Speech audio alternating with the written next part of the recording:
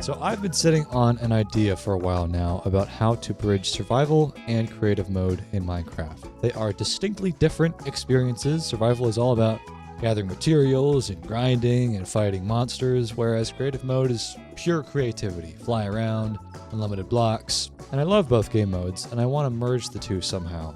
So here's my idea. I'm going to play survival like normal, gather stuff, wood, stone, fight mobs, right? But when it's time to build a cool base, like, hey, wouldn't it be cool to put your enchantment setup on an oil rig? I'll build that in creative mode. None of that spawning in diamond or netherite shit. It's purely to use creative mode as a way to build something cool that I wouldn't normally want to make in survival mode. So that's the idea. I'll switch between the two game modes, maybe do a little bit of survival, then do a little bit of creative, and go back and forth. And since I know I'm going to get asked about this, I am using a ridiculous amount of mods, about 300 of them, and it's all packaged up into a mod pack I made called Better Adventures Plus. You can install it on CurseForge. Also, I am on the flowstate. It is the Minecraft server that I run, and if you want to join our world, check out the link in the description. Why are there skeletons in the middle of the day, my guy? Maybe I should go over here.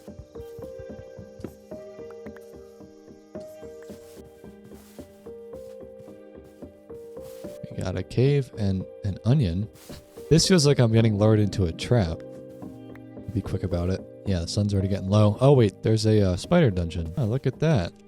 Well, I've never found loot down there, so I'm gonna avoid that. It's just nothing but cave spiders. There's like a little dilapidated crap house right here. I could maybe use this for the time being. Oh, there's a bed. No way. Okay. Perfect. Oh, and a chest. We got an iron axe. Nice. Alright. That's a good start. I'll get some wood with that. Ooh, what is that? Oh, it's a squirrel. Oh, kind of cute. Yeah, let's try to get to that bed real quick. There's elite mobs that can spawn on the Flow SMP now, and they have some pretty ridiculous abilities, so I'm not going to try to risk it. I can also set my spawn here. No, I'm using photon shaders. That's been my go-to for a while now. Man, look at that morning sunrise. That is nice. Yeah, I do like this spot already. I could build something here, but I want to explore just a bit. Like, if I have creative mode at my disposal, then I want to, you know, be a little bit more thoughtful about my base location, because I feel like in survival I just kind of wing it. I don't really care too much, because I don't like to build that much in survival, if I'm being honest. That's why I like this idea so much, is that I can do creative mode, which I love, and also enjoy survival mode and just switch back between the two. Those mountains look quite inviting, don't they? Maybe I could build something over there. You know, we actually are quite close to an old base of mine. I'm pretty sure. I could go show you that real quick. Might as well. It's just over this forest here, I think. Man, I feel so bad. But not really.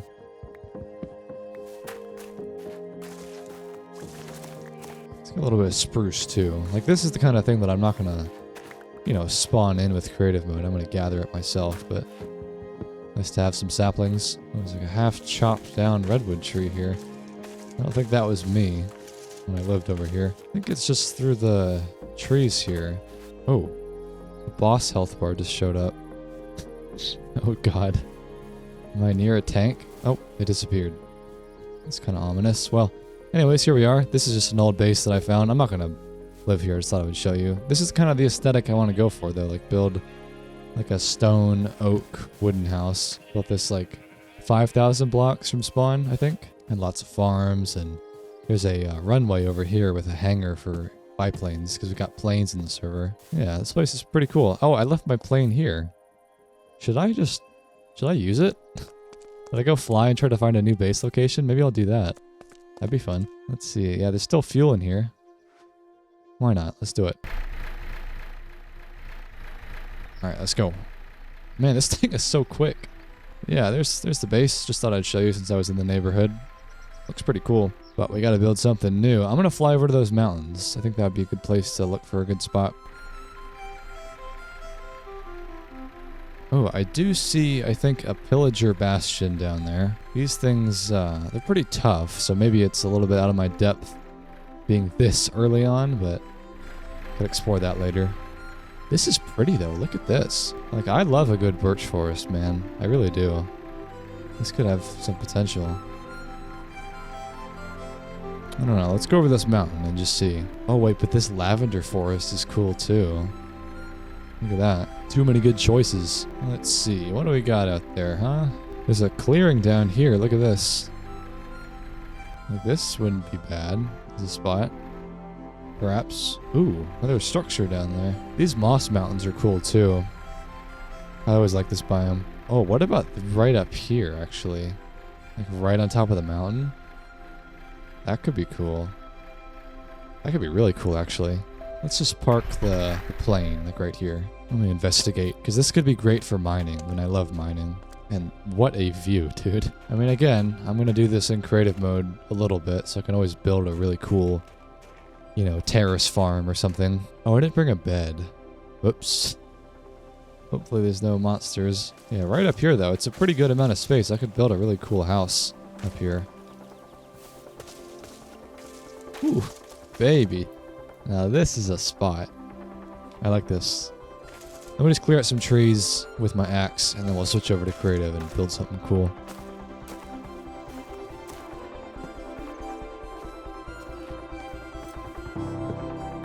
What is that wood? That's different. This is pine. Okay, it's almost like green wood. Alright, that's probably enough space. Now let's switch to building. Let's put all this away. And we'll switch to creative mode. I'm excited, dude. Never done this before. This will be cool.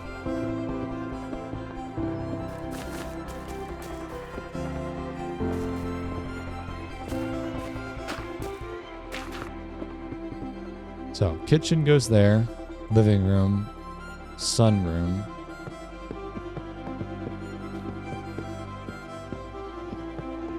I could do that, and then the doors, it looks like they're open, maybe? That kind of works, right? These open, right? Don't they? Oh yeah, they do. That's so cool, bro.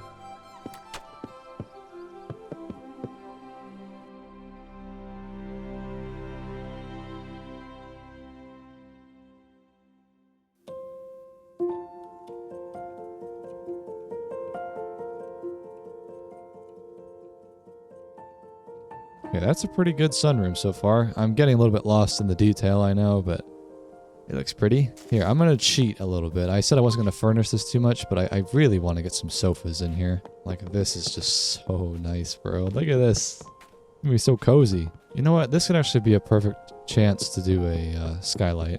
And then let's just touch it up with some leaves. There we go. That is pretty aesthetic. Like, look at that in the sun. Oh, man.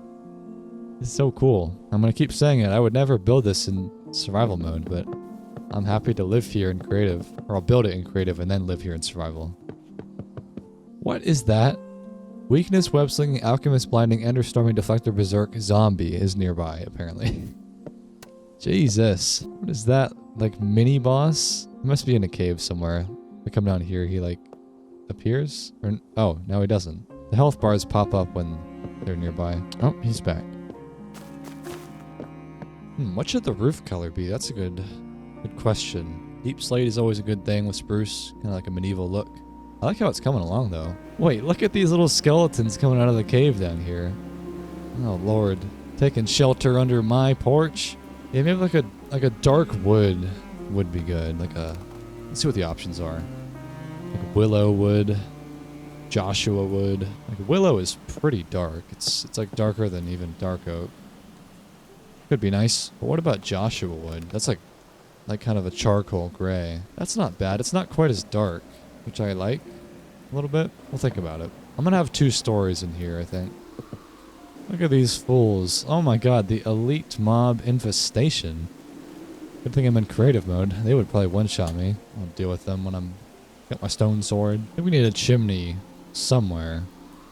Just not sure where it would go. Because I want to keep these windows really open for this view, you know? I could put it in this corner, maybe. I wish those connected, man. That'd be so good. Oh, that does, though. Okay, that's much better looking anyways. But you fools get out of here, huh?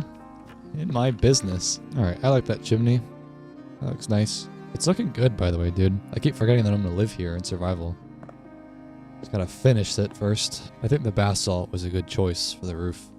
Basalt and Joshua planks. I know, it would take me like hours probably to build something like this in survival, or I mean, it's going to take me hours anyways. It's already been an hour, but I feel like it would just take so long, and I would never build it in this level of detail. Props to anyone that does it, because I couldn't do that. I don't have the patience for it. This roof, I think, should go this way, and then we'll have it overhang a little bit. I think it will come out to here, and then be supported on stilts. Where are all these monsters? What the hell is going on, bro? You're a zombie, too. Man, first time ever using vertical slabs. That should just be in the game, bro. I don't care what they say. That's so useful. We need Stanley in here. Oh, Stanley! He's in the wall. Alright, get him out of here, Stanley. Clear out these invaders. There we go. This skeleton spawned a spider web. Alright, so now let's do the kitchen. I want a slightly different floor. I almost want like a mosaic tile. Like that looks cool, bro. You know, it might be good to throw in a little bit of texture to these windows. They're not too repetitive. Yeah, I could use some of these paper lanterns. That's pretty. Oh, look at that. That's so cool. I guess a way that I could, you know, quote unquote furnish these builds without fully furnishing them is to just put placeholder blocks for where I'm going to put the blocks. Like I could say, this is going to be where the stoves will go. And I'll put barrels up here, but I don't want to like spawn too much stuff in because I do want to have to work for it still. So I'll just pencil in where like, you know, the island will go there, stoves there, and then that could be fine. I mean, I know I did this one pretty much fully, but I think it was worth it. But I'll still leave a little bit of room for like, let me fill in the blocks for later when I have the materials in survival. This looks so cool though, bro. This is like a Firewatch tower. I'm loving this aesthetic. I left this open for a garden down here too.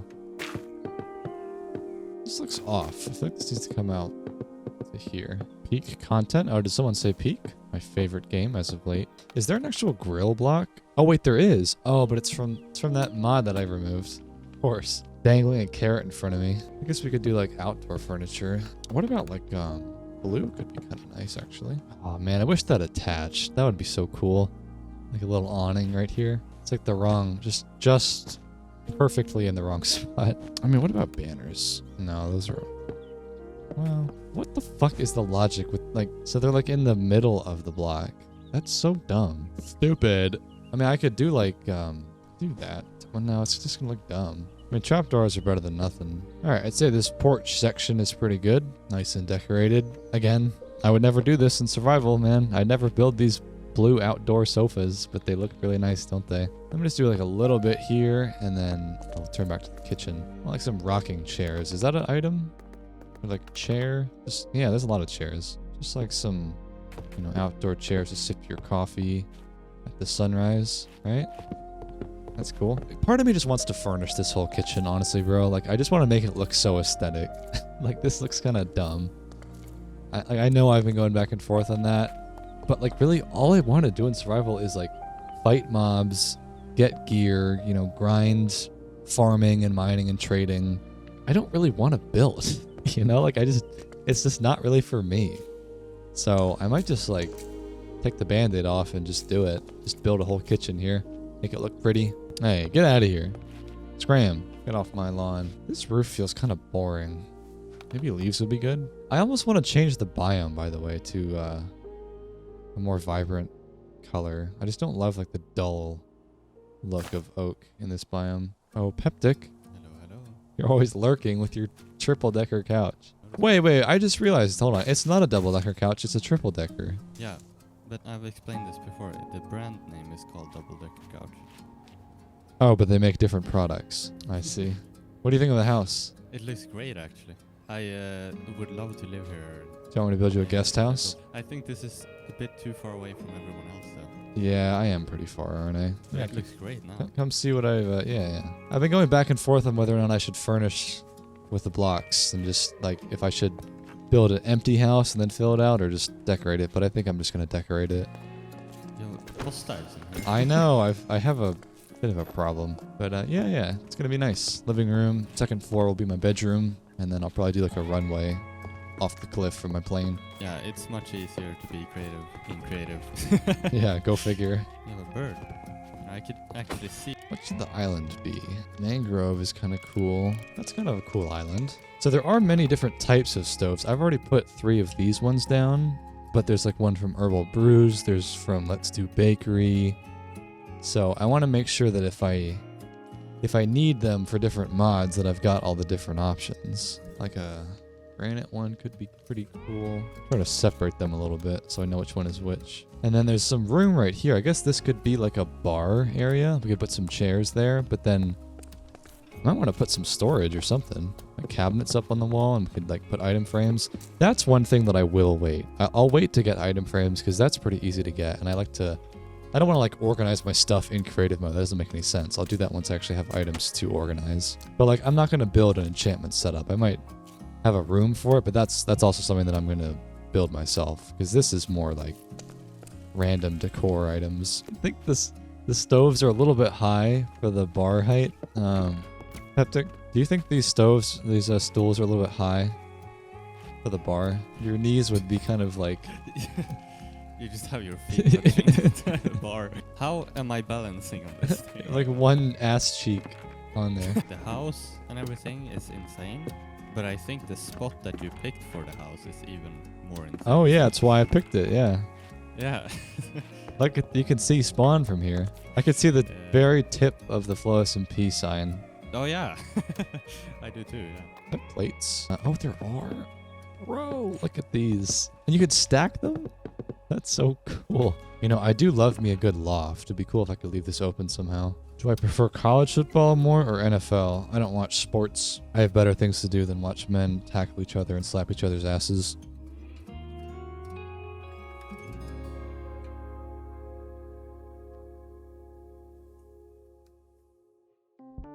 Alright, yeah, dude. Here it is. The finished house. I added some things, as you can see. We've got a runway and a hangar. I commandeered Peptic's blimp here. Let me put this down. But yeah, it looks really cool. I am so happy. Like, the fact that I get to live here in survival is just so cool, bro. Like, I can take my plane out and go explore and then come back here. I don't have to like faff around with climbing up the mountain. I can just fly in. So I guess this is the hangar. I didn't really show you this much, but yeah, it's pretty cool. Kind of a similar design I've done before. I love this back porch here, and it's like a chair to sit on. We'll do some talks here later. And then I have a really massive open, you know, patio here. I think this is what I'll do for my storage. I'll do like an outdoor storage area and just put chests everywhere and use item frames and stuff. I was thinking about building it into the cliff there and do a basement, but I can do that later. I didn't want to do too much all at once here. But yeah, and then there's this staircase going up. I added this little canopy thing just to signify that it's flow state colors. And then you pretty much saw this, right? I mean, here's like the porch outside the kitchen. Here is the kitchen itself. Very cozy. Here is the back porch. We could also do some talks here later. There's the sunroom in here, which I built first. The dining area, the plates. Yeah, this is so cool. There's the living room with the fireplace. Got some sliding doors out to the porch. Got some more seating on this side. And then up here is my bedroom. So this staircase design ended up working pretty well. These stair blocks are pretty cool. And yeah, very cozy up here. So yeah, I get to live here. Isn't that cool? I'm going to switch back to survival now and probably go mining or just do some basic stuff because I really didn't do a whole lot before I switched to creative, but Jesus, what a view. I think I left my stuff down below the porch in a chest. Oh yeah, there it is. There's the chest. So we'll switch back to survival now. All right. This is so cool. Why building creative and not survival over time? Well, for this exact reason. I would never, ever build something this cool, this detailed in survival. I just don't like to build in survival, but I can build in creative mode. So I get to have a really cool base, and then I get to use it in survival. Yeah, like this would take forever to make in survival mode. I could not be bothered. I feel like you just gotta play the game how you want to play the game, you know? Like if you don't like to do a certain thing, like if you know, like people kind of crap on X-rayers and like it's cheating, you know, on the flow SMP to do that. Like you're not allowed to X-ray, but like if you're in your own survival world and you just don't want to deal with like strip mining for hours, like then who cares, you know? Like there's no right or wrong way to play the game, and if you're playing in your own world, you can do what you want. The rules are different on a server. Like I said, you can't do that here, but like You know, I don't like to build in survival, so I like to, you know, do this kind of thing. Do it in creative mode. But anyways, I did also, I guess the one thing I didn't show you actually, there's a pathway down to the mountain. I realized I didn't have an entrance to this place. I never built a front door. So I added what could be an exit. Jesus. The thunder's loud. There's a little pathway going down, so this will be the way I get in and out of here. But I guess I could also just fly out of here on my plane. That's kind of the whole point of the runway, so maybe I'll just do that instead. Or let's get to bed first. I don't want to be flying my plane in the rain at night. This is so cozy. Look at this thing.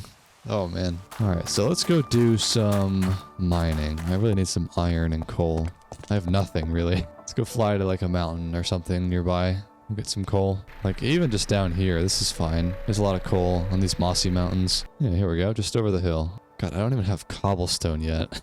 I am at the basics. I don't know what the happy ghasts are. What is that? Like you can tame them now? Yeah, that's what the game needed. Forget end updates or inventory improvements or performance updates. I want to be able to ride a ghast. You could use it to transport things too. Oh, it's just like a flying mule. That's kind of cool, I guess.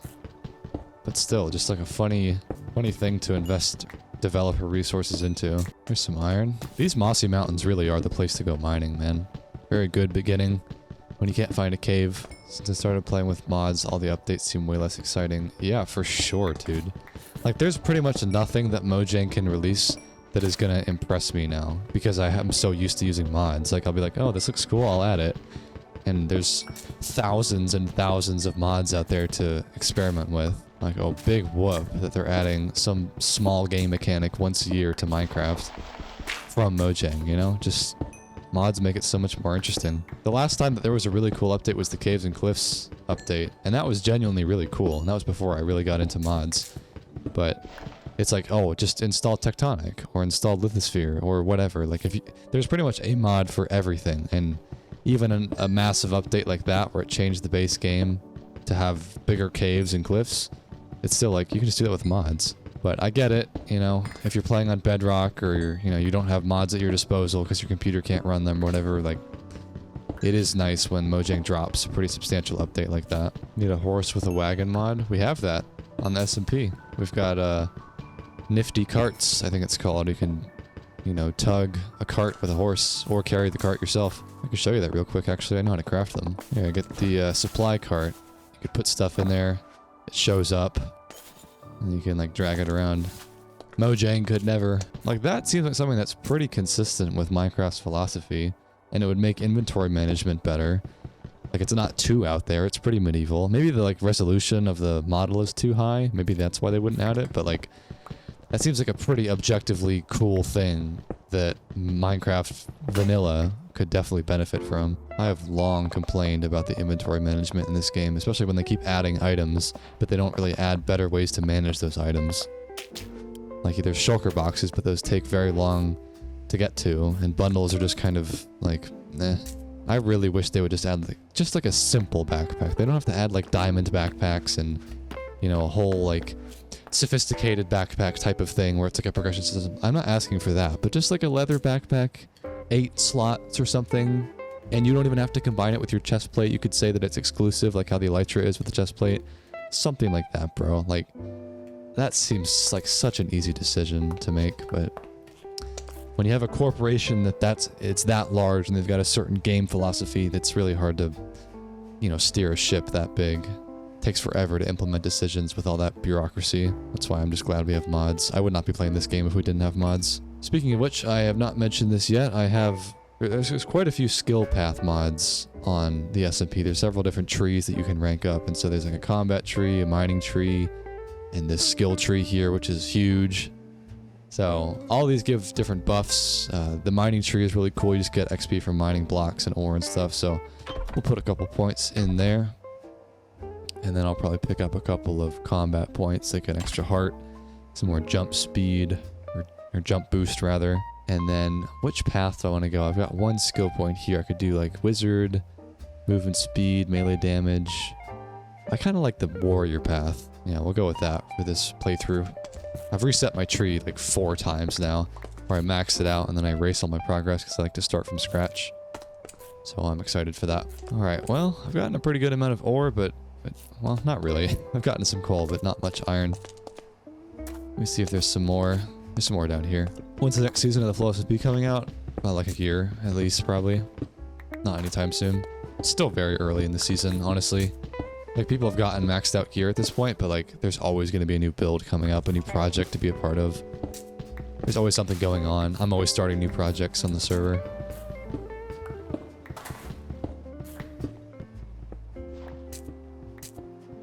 Am I playing on peaceful? No. There are elite mobs about. Oh! Yeah, okay. It's not peaceful. It is not peaceful. That was like a mossy creeper. Did you see that? Never seen those before. Let's see what. Jesus! 5 skill points? Just for mining all that coal? That's crazy.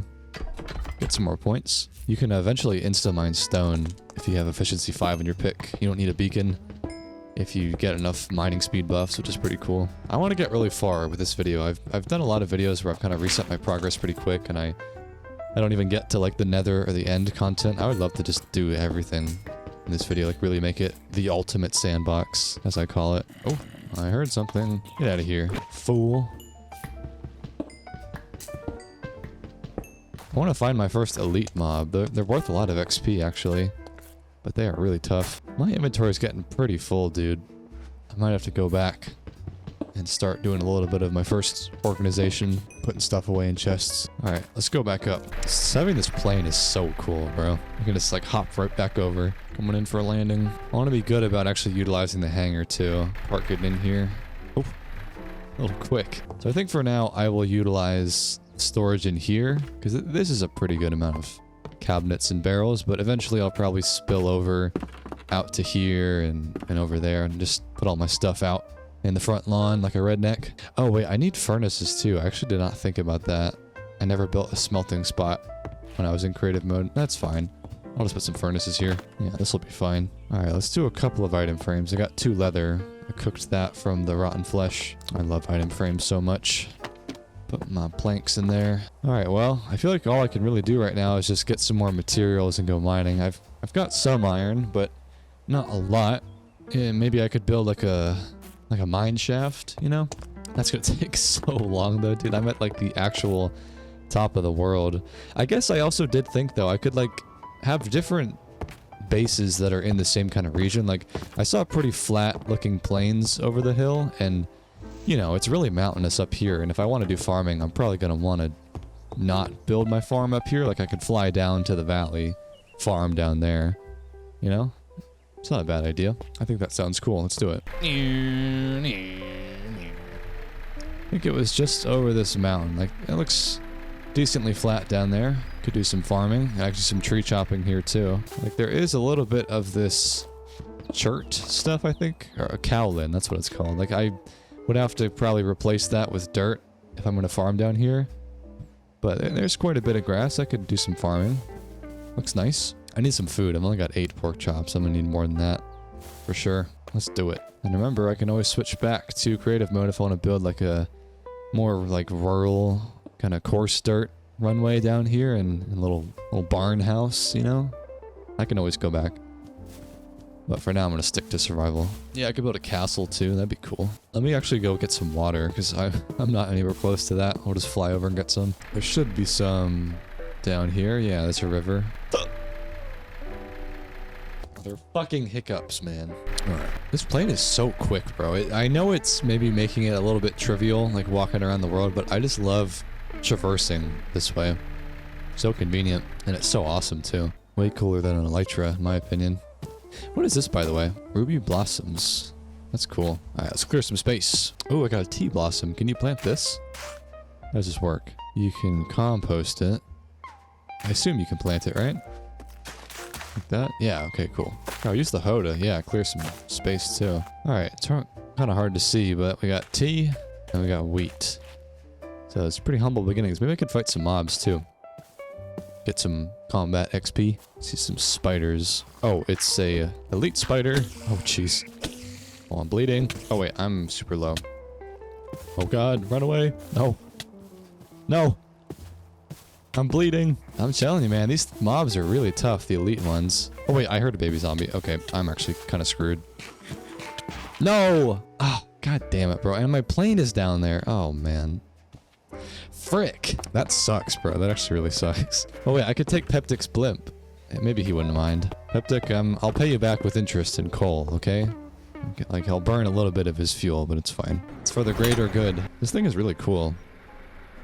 There's a lot of storage, too. Alright, where's my stuff, huh? It's probably, like, right over here, right? Oh, god, he's still alive? Wait, he's wearing, like, a little snow hood. God, where's my stuff? It's gotta be around here somewhere.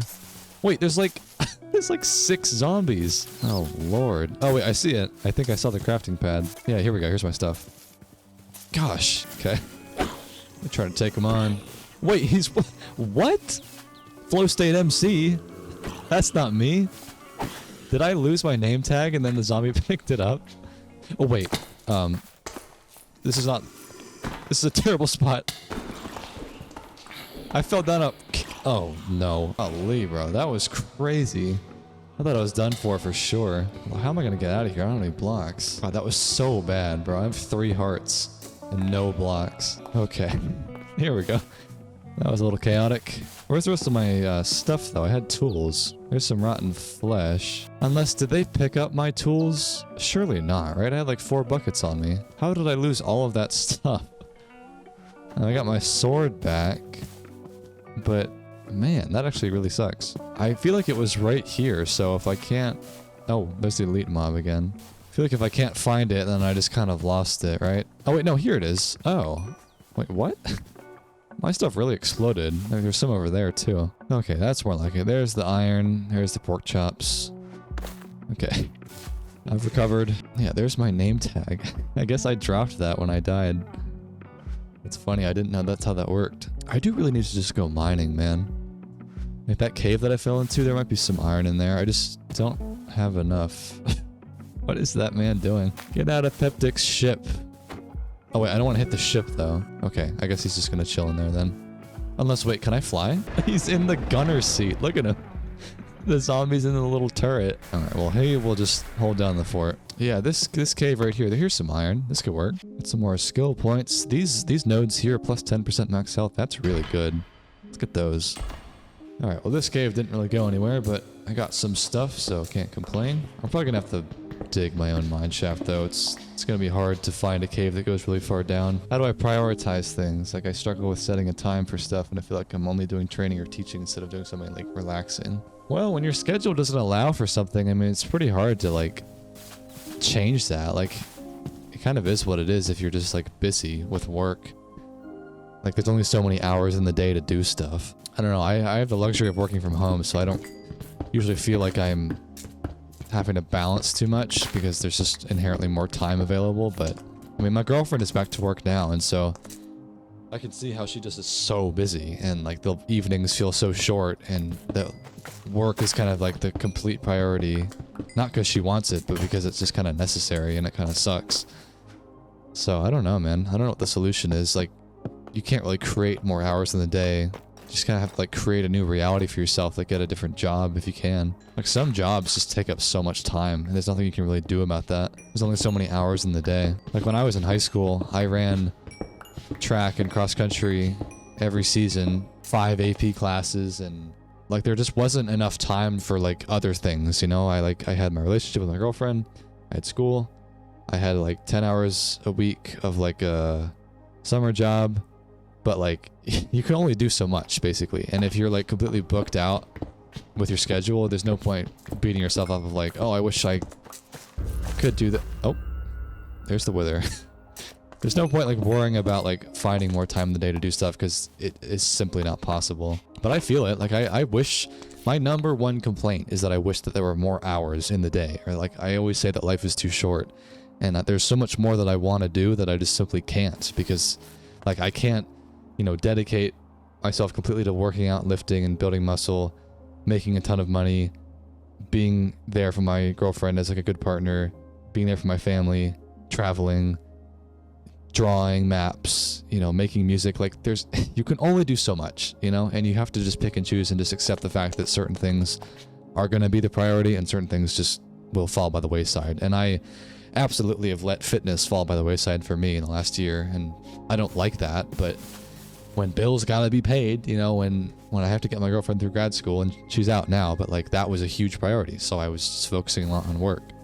And now we're gonna change up our priorities, and we're gonna get back into the gym and start going to the gym together.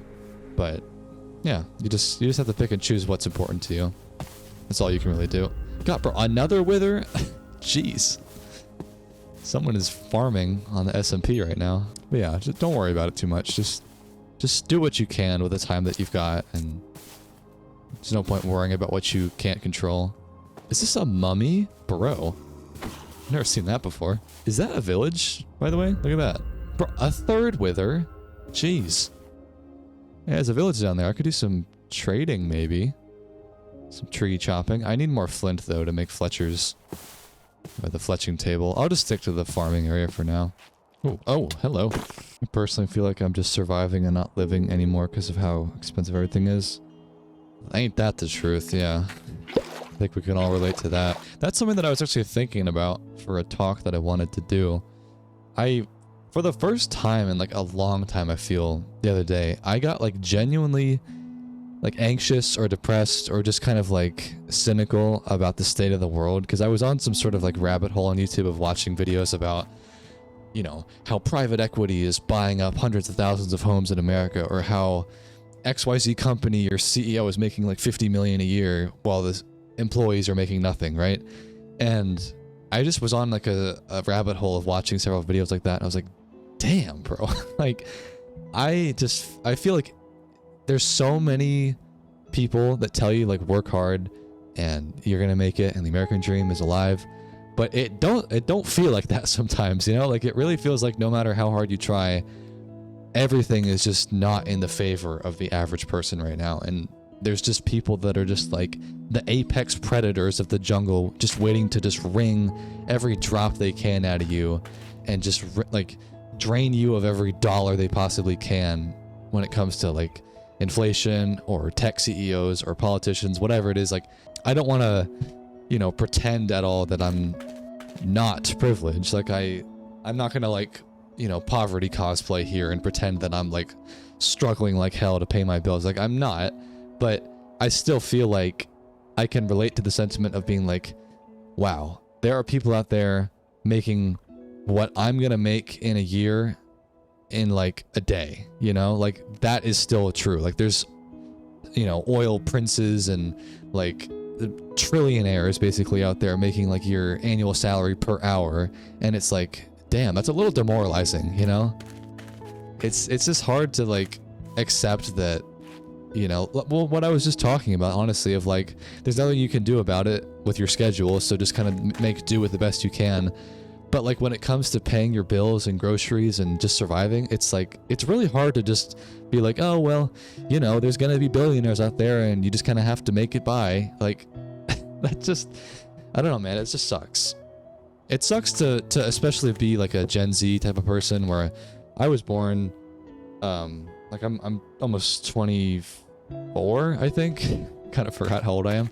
Everyone's like, man, if I was only born in like 1980, when I could actually buy a home for a reasonable price, or if I was even born like 5 years ago, it is what it is, man. I mean, you can't like become a trillionaire overnight. Like, you do kind of have to just make do with your career. But like, I get it, man. It sucks to be a young person sometimes, financially at least. Especially when you think about, like, people are talking about taxes in chat right now. Like I had to pay a fat tax bill recently, but then there's people out there that don't pay any tax, you know, because they find like loopholes, or they pay themselves a $1 annual salary and they just take stock options, you know? It's just like, this system feels so broken, and I don't know what the answer is, other than just, you know, make a lot of money and try to be your own business person or whatever, because I used to have a day job, and I was making almost no money from that. And, you know, I decided that I had to go out and start, you know, this channel and make money that way. But like, it feels like starting a normal career, that is dead. It's just not the way to financial success anymore. Also, where are these two like elite mobs? There's like a husk and a spider somewhere around here. Where are they? These health bars are up. Are they over here? Oh, good lord. Get out of here. I'm doing a talk about life. There's an ender spider. What on earth, bro? Oh, I'm kind of destroying him, though. Oh, we dropped a diamond shovel. Look at that. Elite mobs do that when you defeat them. Yeah, a silk touch one, too. Let's go, bro.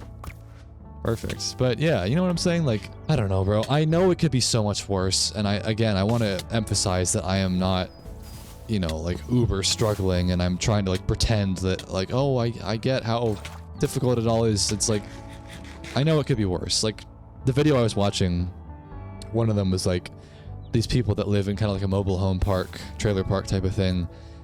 They had like a private equity company come in and buy up their land, and now they have to rent the land to the people. And so even though they own their homes, they're going to still be paying rent in perpetuity forever, basically.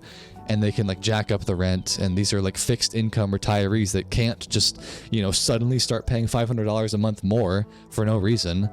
And like, I'm not going to pretend like I'm in that socioeconomic group, like, because a lot of people tend to do that and they want to appear, you know, so humble and like, oh, I get it. I'm struggling so much. Like YouTubers, they try to do that, and it's weird. Like, or anyone tries to do that. Like, it's weird when people do that. Like, own up to the privilege that you have. And when people talk about the rising cost of stuff, it is mainly like the bottom 20% earners, the people that are below the poverty line, that are actually going to get fucked by these policies. And if you're making like 70, 80 grand as like an office worker, like, it's not that bad. You're not going to be in that bucket. But I am saying that I can at least like somewhat relate to the sentiment that things are more expensive. Like, I feel like it's really hard to buy a home, no matter who you are, really. Like, you have to be so wealthy now to buy a home in a reasonable amount of time.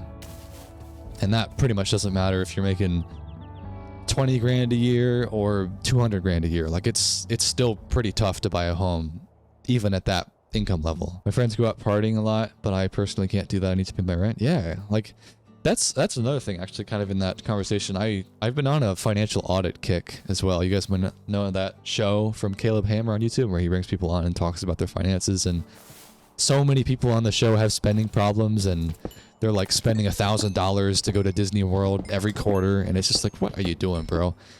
I really admire people and wish that it was more common that people didn't have these asinine spending habits, and that people were actually responsible with their money, you know? Like, I do pretty well for myself, but I also don't spend hardly anything other than, you know, rent, and, you know, I just moved, so I had to buy furniture and stuff, but like, I don't really spend money on anything leisure-wise, so I keep like a ton of my income, and it's like, it's not that hard to not blow $2 grand at Disney World, you know, or to spend, you know, $500 a month on Labubu's. It's not that hard, but for whatever reason, it is for some people, and you just gotta get your priorities straight, man.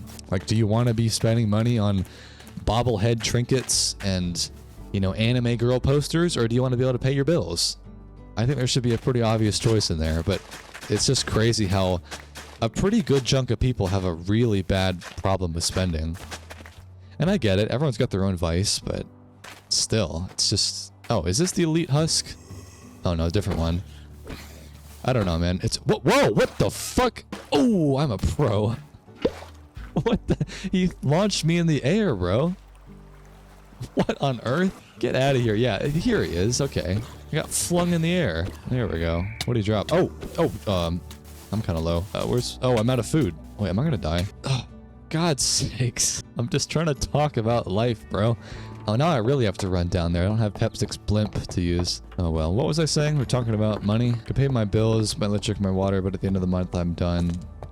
Yeah, man, that's brutal. That really is... Like, I'm sorry for anyone that like, actually lives paycheck to paycheck, because I feel like that term is definitely inflated, and people talk about, like, 80% of Americans are living paycheck to paycheck.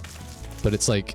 80% of Americans probably could be doing better than they are. They're just spending, you know, $400 a month on steakhouses and vacations and Netflix and things that they don't technically need. Like, you don't need to be buying all these other things. But if you're like truly living paycheck to paycheck, where you have to pay your bills and there's nothing left, that's brutal, man. Yeah, it is interesting to think about how your goals are always focused on whatever the next thing is, because I felt like when I finished, when we got my girlfriend through grad school, and paid for the tuition, I was like, okay, now I can breathe. Now we can relax. We can just accrue money. You know, the big bills for now are taken care of. But I don't honestly feel like any of that financial dread has left my body at all. Like, if anything, I'm just like, okay, now what? Now I want to be able to pay for a home, and I want to save up for that. And that's much, much more money than we spent on school. So, like, that's a big goal to work towards. Maybe I'm just, like, really goal-oriented, and the people that have spending problems just don't really think about goals as much. And they're just like, well, live while you're young, you know? Because a lot of people think that way. But I'm always thinking about what is the next thing I can work on. Bro, is he wearing my player head? The disrespect. That's crazy. Oh, God, he's got my sword, too. Get out of here. Let me be. Oh, my God.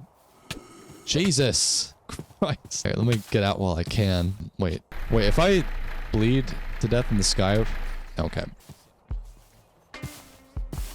Alright, where's my stuff? It's nighttime now, so it's gonna be hard to find it. I think I was in the plane when I died. Oh, bro. Let me just get what I can and get out of here. Okay.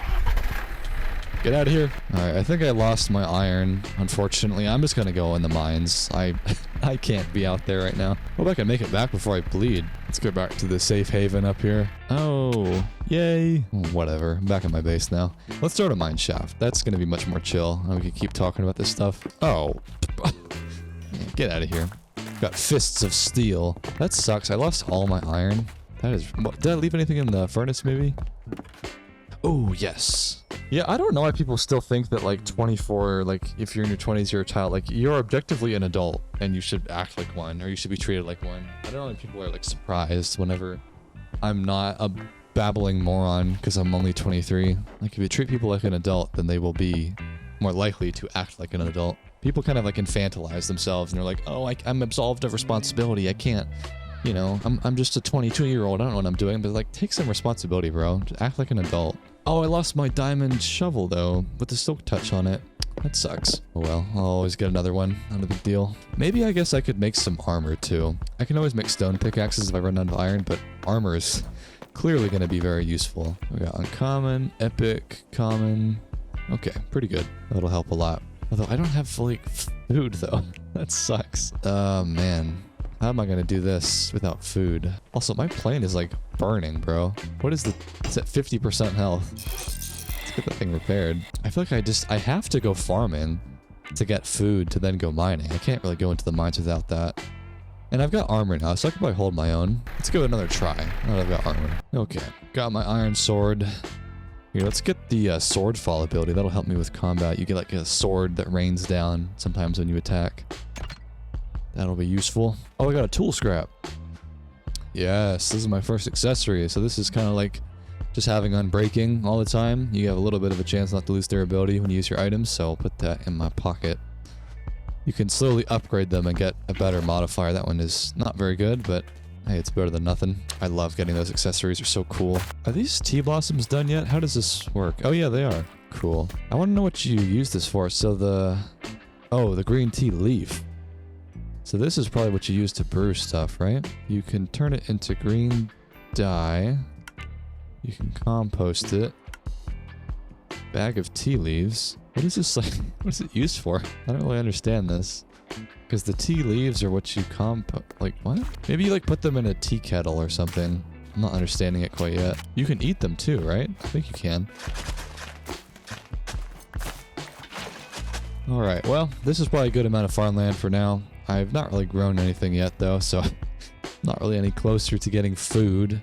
I could check out that village I saw. Maybe I'll find some food over there. I really just want to do like an extended mining trip, you know? It's gonna take a long time till I have enough food for that. Yeah, here we are. Must be some chests around here, right? Here's one. Ooh, potatoes, no way. And a panda plushie. What does this look like? Just like a little teddy bear? That's kind of cool. Oh, this must be the wizard house. Yeah, for sure. This is cool.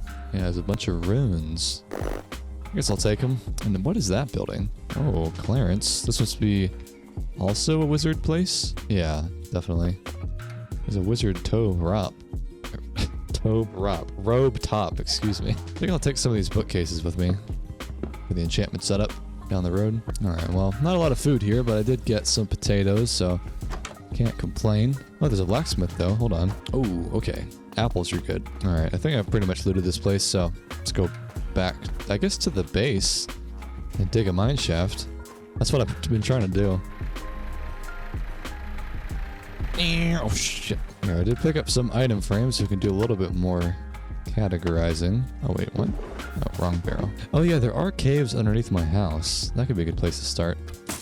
Oh, who goes there? Okay, dealt with that fool. Oh, there's a mossy creeper. They're kind of cute. Oh, hello. Also, what is that? You see that? There's a lot of light out there.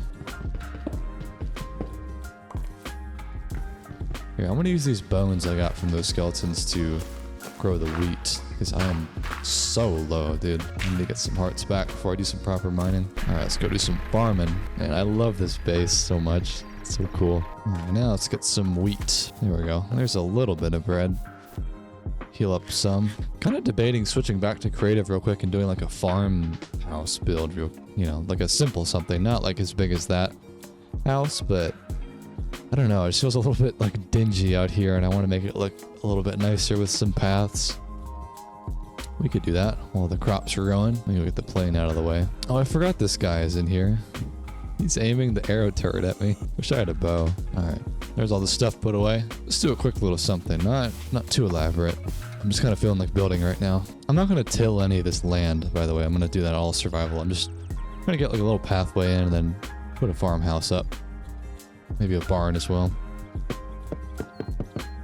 Are there like trophies you can mount? Yeah, I can make it like super redneck in here.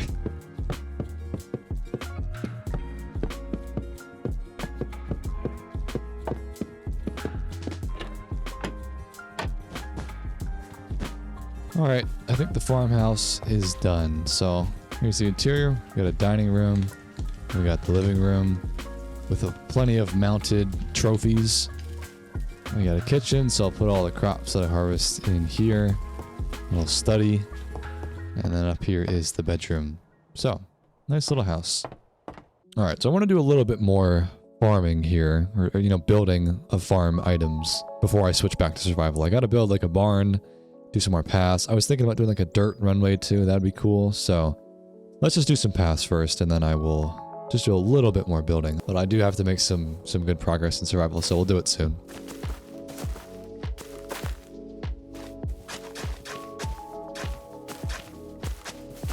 I think the runway could probably go this way. It's got to be decently flat. Or over here, actually. I'm not sure. Well, that might be fine, yeah. I guess the runway could also be like the one I built up there, where it's kind of going off the cliff a little bit. I want to do diagonal again just because it looks pretty when I do that. But I can like go over here, kind of. That'd be cool. All right, that outline looks good. Now we'll fill it in probably with coarse dirt. Like I want it to be kind of more like that airport in GTA 5 where it's like Trevor's airfield out in the country. It's kind of like dusty. But then this part could be wooden because it'll be like, you know, supported on stilts. And then I'll build a hangar, of course. I guess this actually should be a little bit further back. Or it could go straight this way, and then the hangar is right there. That'd be cool. It's kind of like a curved runway. You could go straight and then turn and then go out. That works. What dirt blocks are there? There's quite a few. So, what does that say? Fossil ferrous dirt? Like fossils in it? It's cool. I want to get back to like my roots in Minecraft where I'm doing like basic, well not basic, but like medieval builds, you know?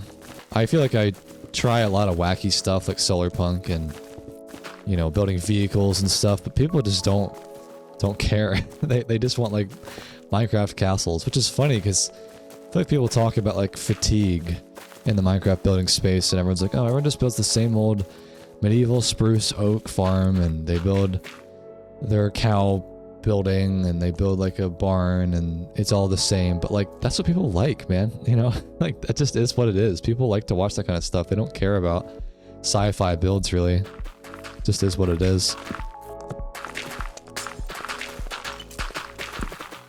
I know, I do love making solar punk. Like, I like to do stuff that's like no one else is really building that, but as a creator, you kind of like put into a box where you have to build a certain way. You can do what you want, but you kind of have to stay in a certain lane half the time, which is fine. I mean, it's not a huge deal. I don't mind building medieval style builds. It's just like, is what it is. You can't like go too far out in the realm of super, super creative stuff. But I don't know though. I mean, people have made really interesting builds. Like there was one, this guy built like a Halo superstructure and it got like millions of views. Like if you could do it well, people will watch it.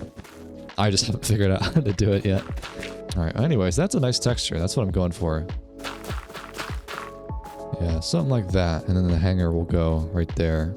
And then I could build something down here too. I don't want to do too much building. I know this is supposed to be creative and survival, but I just really get in a trance with building.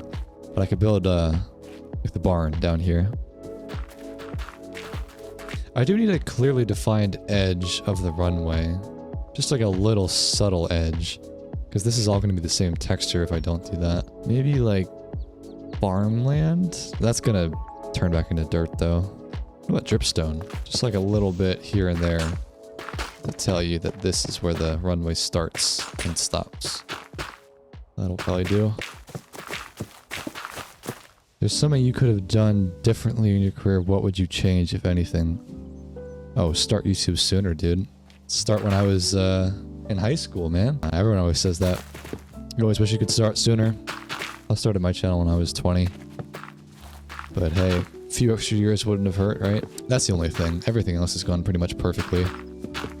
Wouldn't change a thing. Yeah, I mean, it's not like I started when I was 40. Like, it's not that big of a deal to start your career at 20 years old, but I don't know. Just part of me wishes I started a little bit sooner. Okay. Thorny weakness, undying, regenerating, toxic alchemist, stormy withering, enderman is nearby.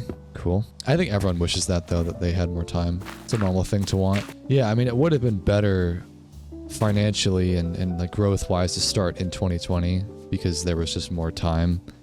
And I started in 2023. When I say more time, I mean more time of people being online, watching your content, because that's part of a huge reason why Dream blew up. Because he started, I think he started pretty much around that time. Like, that had to have helped a ton, but yeah, it's what it is. Can't control the past, so no reason worrying. What the fuck is... No reason to worry about it. Well, anyways, I think that's pretty good. You can see a subtle edge as to where the runway will be, and then I'll obviously put some buildings on this platform so it doesn't look so plain. Let's build the hangar first. That'd be cool. What on earth? It's the middle of the day, my guy. Get out of here. Oh, it's an elite skeleton. I think I'm gonna probably use the same color palette as the farmhouse. Yeah, I used deep slate for the one up there, but I want to keep this consistent. Make these buildings look similar. I want this to be a little bit larger of a runway. Mine have been kind of small. This will be more like a double hangar. Something like that. I don't know. Like that looks fine, I guess. And I could put some stuff on the side, like barrels and whatnot. What is this man doing? It's invisible? Get out of here. You know, I might leave one half of this open, and it's like a door that's swung open, kind of. If I can pull off that look like that, but then we do like a little diagonal in there. Would that be cool? Because if it's 5 blocks, then it's 1, 2, 3, 4, 5. Yeah, that's fine. That'll do, yeah. I think this one I'll make a little bit different for the skylight. We'll do like solid blocks in the center. That way I can have lanterns in the middle, because it's made it hard to light up the area when it's all window. You can't really hang lanterns from that. Oh, I totally forgot to do this part. Oops, I gotta build some supports. Alright, well that looks pretty cool. That looks supported enough. Let me do a test with the plane. I think I left it... Yeah, there it is. And we can see if I built it large enough. Oh, whoops. Sorry. Alright, coming in for a landing. Yeah, that's pretty much just wide enough. That looks good. And then we pull up to the hangar. Here we are. Okay, it's still actually pretty small, but that's fine. A little bit larger, I think. All right, looks cool. That's a pretty good looking hangar. So I'm almost done. I think I just want to do a pathway that connects up to this. This also looks kind of silly, how it's just kind of like a giant square. It's going to have like some supports on the side, so it looks like it's kind of like erosion prevention kind of architecture. They wouldn't just like fall apart. And then maybe like a barn. Maybe not on this, but somewhere over here. Oh yeah, do some lights. And oh yeah, fences too would be good. Do some lanterns and, well, I think torches are good for runway. Alright, that looks good. Spruce up the outside a little bit. So for this like retaining wall design, I wonder if I could do like palisade walls and then like a trapdoor type of thing. So it's kind of it just looks like it's a little bit supported, you know? Like those, I had mispronounced it in a very old build video. I pronounced it as a key. Or no, I said a quay wall, but it's pronounced key. But I did like something like that, like, you know, the, like coastal walls that some like piers will have, like a little sloped up thing. Just do something like that. I mean, it's spelled like quay, so I feel like my pronunciation was understandable. But everyone's like, it's pronounced key. Just sounds weird. Sounds wrong. And then we need a few different staircases on the side. Like this one I did here. There we go, something like that.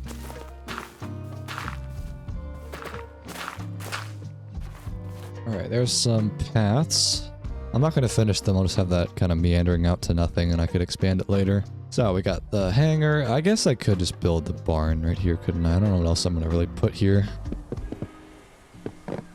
How are we doing? I like that shape. Looks barnish. I don't know how big it's going to be though in terms of fitting enough animals. Like I could do a pen here and then maybe a pen there, but maybe I just need cows. I don't really need like a ton of animals. Let's just do like a pen there. And then maybe one right here. Alright, I think the barn is done.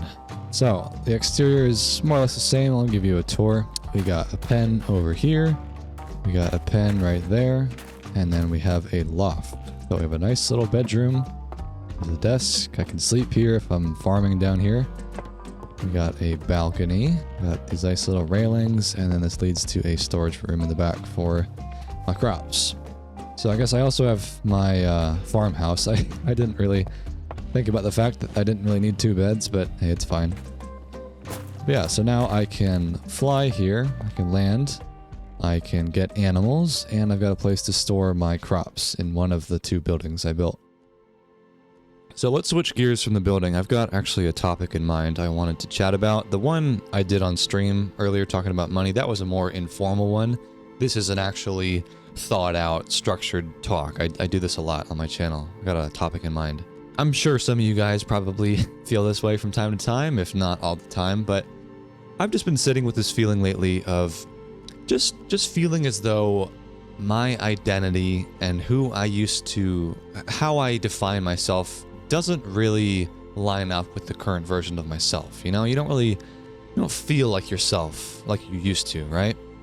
And not in some super dramatic existential crisis kind of way. It's just like, man, I used to be so into X hobby, or I used to be so consistent with this habit of mine. Like for me, it's going to the gym. I used to be so good about that, and that's just kind of fallen by the wayside the last year or so for different reasons. And you just have many different things coalesce, and then nowadays you're sitting with this version of yourself like, man, I almost don't even recognize who I am anymore. And there are days where I look myself in the mirror. It sounds dramatic, but like you just kind of introspect a little bit and you're like, man, I used to be so much better at these things, and now I just don't know where it all went wrong, right?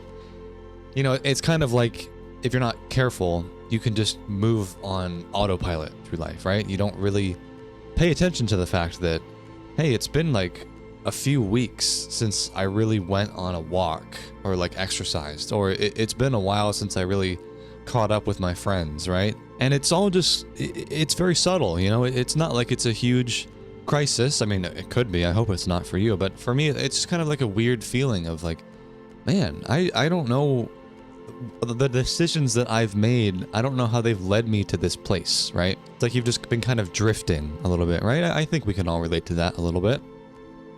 Like when I think back to high school, or even college, and I just talked about this recently, so this might sound like I'm kind of harping on this again, but I just felt like when I had all of my friends around me, all my best friends, seeing everyone, having that structure in my life, I just felt like there was a clearer sense of who I was. And it was a lot easier to, not get so wrapped up in your head about who you are as a person and, where is life heading. It just felt so much simpler, right? And it's not that I had everything figured out, of course. I mean, what 17, 18-year-old knows what the hell they're doing with their life? Obviously not. But just the structure of what my life looked like made it easy to feel grounded. I had my routines, more so in like 2021. I went to the gym pretty much every single day with one of my best friends, and it just felt good to have that structure. It felt like I didn't really have a lot of reasons to question myself, right? I had the stuff that I was into. We were playing games a lot. Like I mentioned recently, I used to play Civ 5 with my friends all the time. That just had like a nice routine built into my day, or really my week.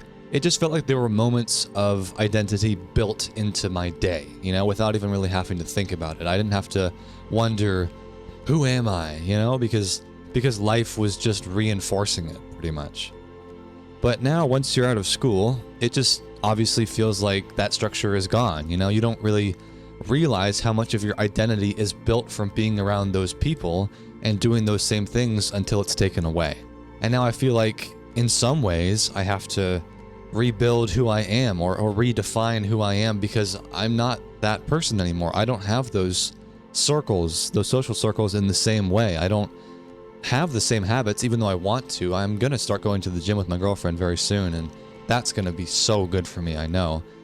But, it's not like you can ever go back. You're just always going to be building off of future or past selves of yourself, and you're going to be turning that into a future version of yourself. You're never going to go backwards, hopefully. But again, no one is going to give you that blueprint. No one is going to tell you, yeah, start doing that habit and do this daily routine or whatever, and then you're going to be good and you're going to know who you are as a person. It's not going to happen. It's just not. So inevitably, you're going to wander a little bit. You're going to have to try new things and get rid of old habits that you used to do. You have to just be like, man, I need a clean slate because I don't know who the hell I am today, and we got to change something. Maybe you're like me and you've been thinking on it, and you're just having these moments where you wake up and you're like, man, I don't know what happened, but I want to change something. But then on top of that, there's just life. There's so many external pressures to be productive all the time. I think that's a huge part of why I sometimes don't know who I am as a person, because for whatever reason, I have just become so incredibly anxious and obsessed about my future, particularly my financial future. I just feel as though there are so many reasons to believe that it ain't getting any easier to be a young person financially, and that if you want any shot of getting a home or retiring, not being so concerned about your bills, I just feel like you have to be a little bit anxious about that, man. And it sucks. It's not like you can really coast through life anymore financially. I feel so much worry about the future of, partially because I've chosen a career like YouTube where I don't know if it's going to exist in 40 years, but I just feel sometimes as though, man, I don't know if I'm going to be able to own a home. I don't know if I'm going to be able to put my kids through college. I helped my girlfriend pay for grad school, but who knows if it's going to be triple or quadruple the price in 25 years when my kids are of college age. I don't have kids yet, but you know what I'm saying? I don't know. I just don't know what it's all going to look like. And so the result of that is that I feel so much pressure to be productive. There's always got to be this idea in my head, at least, and I'm sure in some of you guys' heads, that if you're not working towards something, then you're wasting your time. And that if you aren't, grinding and you aren't working towards your business, or if you're not learning a new skill, then you're just falling behind, right? And I feel like the world, it just kind of hands you this invisible checklist where you've got your career and money and goals. Maybe it's not just financial, maybe it's you've got some other goals like fitness goals, whatever. And if you're not hitting those goals and those milestones, then you're just gonna be left in the dust.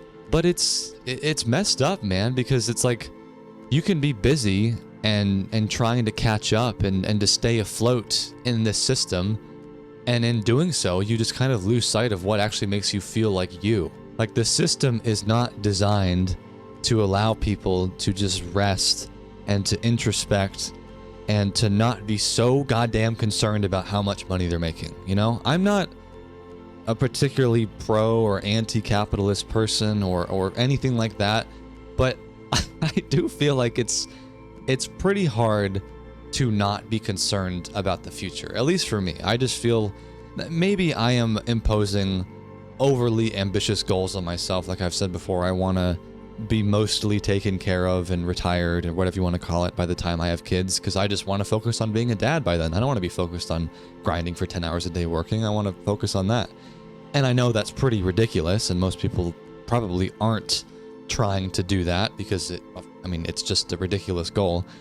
But, I just feel like it's hard for me to not be concerned about that. And I just have stretches of time where I just feel like, I don't want to say I'm in like survival mode, because I'm not. I mean, I'm not like, borderline going homeless or anything.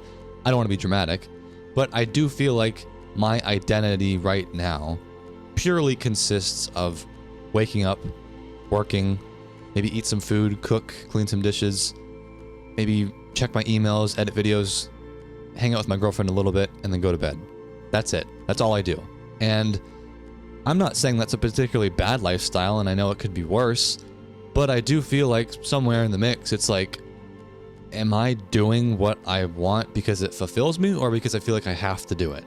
I think everyone probably asks them that question to themselves all the time. Like, am I really doing this because it makes me happy, or is it because this is out of sheer necessity based on my goals, or because I just simply have to not go homeless? It's kind of like I've outsourced my identity to my schedule. Like, my schedule dictates who I am and not the other way around. And I don't like that. And I think a lot of us are just quietly burning out, but no one really can admit that. Or maybe we can admit that, but it just feels like, what are you going to do about it? You still have to pay your bills. You still have a life to live. And if you, again, don't do something towards your goals, and if you are not concerned about that kind of thing, then you're viewed as like a loser, or you're not really putting in the effort and you're just being lazy, right? It's almost like you can't win, And again, I want to emphasize the point that I think a huge part of this identity loss, or, just questioning who you are as a person, does come from losing the social circles that used to define us. Because I think so much value and validation and identity does come from your friendships and your relationships. When you're a teenager, that's your whole personality. You've got your friends. You go to track practice after school. That's just what you do. Maybe you go to this specific classroom with these specific friends every single day at 11 a.m. because that's what you do.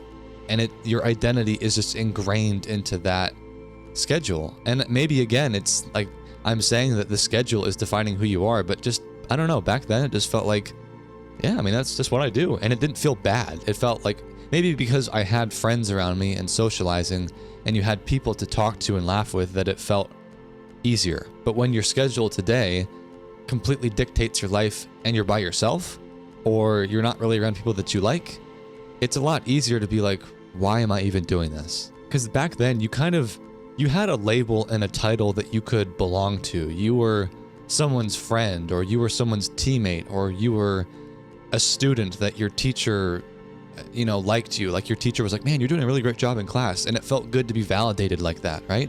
And it's a lot harder to get those moments nowadays, especially if you have a boss that just hates you, or you hate them, or you're not really getting that vibe from your coworkers, or maybe you're not seeing your parents as often, and your parents were ones to validate you. And you know what I mean? There's just so many ways where the things that used to confirm that you were doing a good job and that you were on the right path don't really exist anymore, or they're not as present in your life as they used to be. And when you graduate from high school or college, or when you move away to a new city, it's really not just the people that you lose. You're losing a part of yourself when that happens. And it sounds dramatic, but I think it really is the truth. And I wouldn't say that I personally feel this too much, but I do know people in my life where nowadays, even in the moments where they are around people that they love, like their family, you almost feel a little bit hollow, or just, I don't know, kind of sad about what life used to look like, because inevitably you're only going to be able to go on vacation with your family like maybe once a year now. And when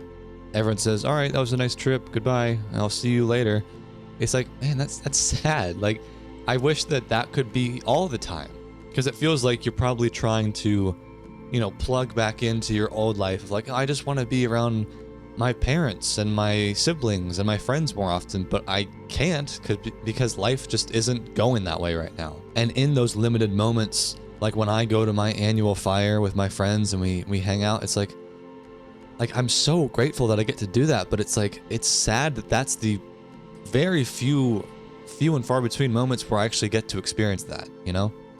And I know it could be worse. I know some people have nothing, truly, and I'm very sorry for anyone that is in that position.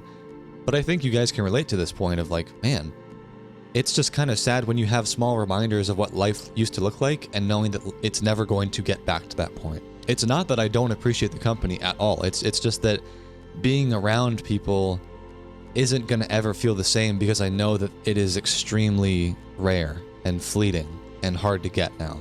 Again, I did just speak about this with my talk about making friends as an adult and how difficult it is.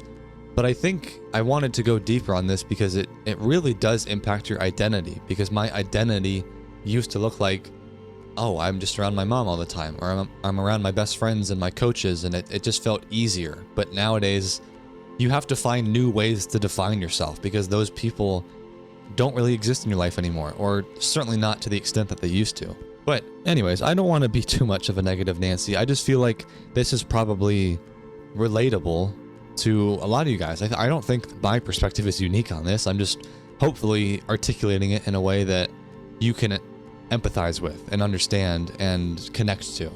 Because I just think it's easy to think that everyone else has it figured out and that you're the only one quietly spiraling about this kind of thing. It's not the case at all, dude. I really do think that we are all suffering from a lot of the same problems and identity issues, especially if you're in your 20s and you're trying to figure out, who am I, right? Everyone feels like this. It is not just you. And in some ways that can be a comforting thought.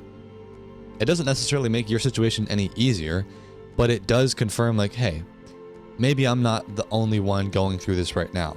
Because we're not ever taught how to maintain an identity or how to build an identity outside of school or friend groups or systems that gave us meaning, right? That's just not ever going to be in some sort of handbook. There's just many facets of life that have to be experienced by yourself, and you have to go through it and figure it out yourself. No one is going to be able to teach you how to do this. You might be able to talk to your parents on the phone and be like, yeah, I just don't really know what I'm doing with my life, but they're going to give you pretty vague advice probably. And maybe it'll be useful. Maybe talking to people is going to help, but I do think that you just kind of have to go through the trenches a little bit and just figure out, how am I going to do this? I think in a lot of ways, you know, I've been told by people that the 20s are some of the hardest decade. It's the hardest decade of your life because you don't know what to do. I feel like as you get older, there's probably new systems that are introduced into your life that give you meaning again. Like when you become a parent, that becomes your identity. You're just a mother or a father, and it's validating and gives you purpose. But you don't really have that in your 20s. Hopefully not. I don't want to become a dad anytime soon. And you know, you're just going to have to figure out what direction to take, and that's not always going to be easy. But I do want to end on a good note, because I do think there is some good news throughout all of this, in that I do think that you can find your identity again. You might have lost it a little bit, lost touch with yourself in the last couple of years, maybe you are out of college or whatever, but I think there are ways to get back to a version of yourself. It won't be the same, but I do think that you can create a new version through little things like picking up old hobbies, or, you know, for me, going back to the gym. I am so excited for that, dude. I am going to completely rebuild my physique, and hopefully that'll give me more confidence again. And that is just going to be such a positive influence in my life. I know it will be, but it's not going to be a straight line. You know, it's not going to be some sort of, you know, handbook you can follow again, but it's just going to take some time, you know? It's not that feeling of being you is gone forever. You're just going to have to figure out how to create a new version of yourself that you like. But I think you get what I'm saying at this point. I think I have articulated these thoughts how I want to. So I hope you found that helpful. Now let's get back to building.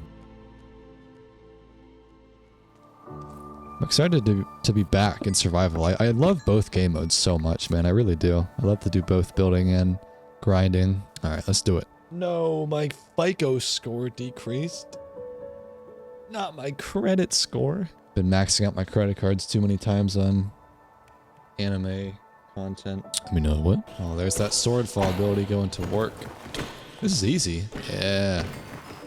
Oh, we dropped the diamond sword. No way. And it's got Bane of Arthropods 3. That's not too bad. I prefer Smite, but hey, that's a great find. Every time you defeat an elite mob, they drop a diamond tool, I'm pretty sure. That's really good. Oh, I guess I never did actually get any food. That was the whole point of this farming operation. Let me go check if the wheat is done before I go any further down. So I'm gonna need that.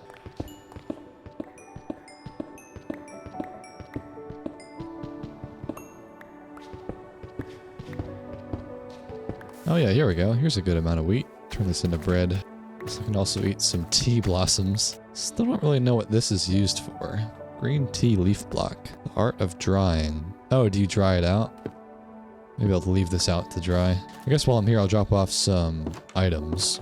Might as well. Although most of this is like block material that I should probably put in the barn.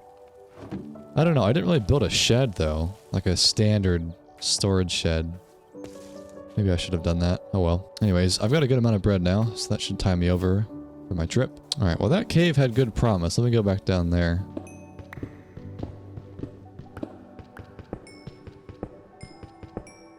Oh, hello. Trash. What is that light? Oh, that's for me. Oh, okay, so I finished the loop of this cave. Alright. I just gotta dig straight down, bro. I can't really get anywhere with these surface caves. Oh, here's the surface. Okay. Oh man, it looks so cool at nighttime too. Look at that. I love just seeing these builds pop up and the fact that I get to use them in survival. It's so cool. Alright, well, let's go back down. I want to find more zombies, man. I've only got 2 rotten flesh and I want to cook that up into leather. I need 6 more for my first backpack. So I hope I find some. What is that? Oh, it's a skeleton, that's what. Die, critter. This sword is really nice, man. So good that dropped. Damn, this thing's got some reach on it. These cobwebs are kind of cool. They slow you down when you walk on them. Once again, though, man, I'm still so close to the surface. It's because I'm so high up in the mountains. After I clear out this cave, I'm going to go straight down pretty much.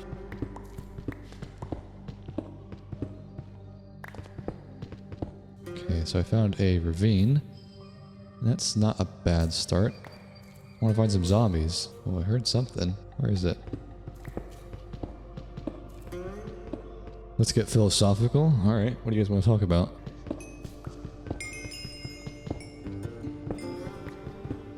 Do I think imposter syndrome is just at the core of the human being, or just some people have it?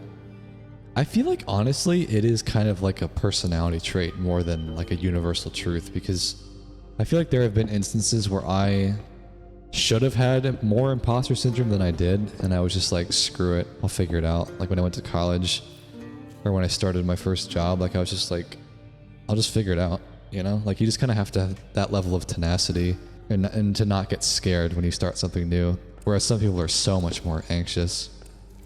I do think it is kind of a personality thing, but you guys might think differently. Like some people are definitely more naturally anxious, there's no doubt about that. I don't think it's not like it's created equal in everyone. Like I'm sure if I suddenly inherited a ton of money, or I wasn't used to handling that much stress, I would probably be like, I have no idea what to do. Like I need to talk to like a lawyer or an accountant, and like there's things that can happen in your life where like I am just not prepared for this.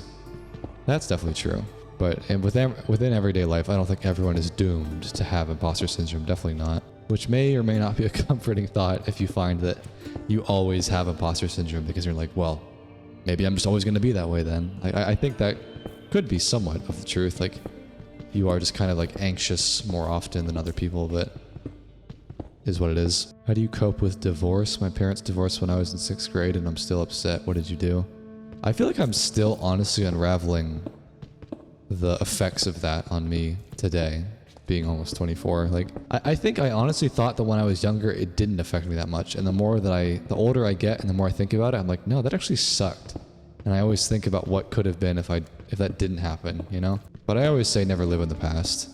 And I certainly don't worry about things that you can't control. Like you didn't make them get divorced, so it's not your fault. I more just get upset about the fact that like I didn't get to have like a united family kind of thing. Yeah, like I never really was able to have that after you know, like in the middle of my childhood, which kind of sucked, but I wouldn't say I like did anything in particular to get through it. I just kind of accepted it. Yeah, divorce is a tough one. Something I definitely want to avoid when I get married to my girlfriend. Like, that's just not on the table. I think people want a get out strategy more quickly than they used to. It's more on the table for people than it used to be, which probably isn't a good thing. You can't throw in the towel too easily unless you're like absolutely confident that the relationship is just not working, which is a fine conclusion to come to, but you shouldn't take that kind of thing lightly. Ooh, there's some deep dark around, is there? Alright. It's like a water cave of some sort. Well, I don't have aqua affinity though, so maybe I will just try to mine. Do I have any thoughts on AI? Yeah, I like AI. I think it's useful. I did a talk about that recently, actually, and some people, they understandably get upset and they think that I'm a terrible person, that I like AI, but I don't really care.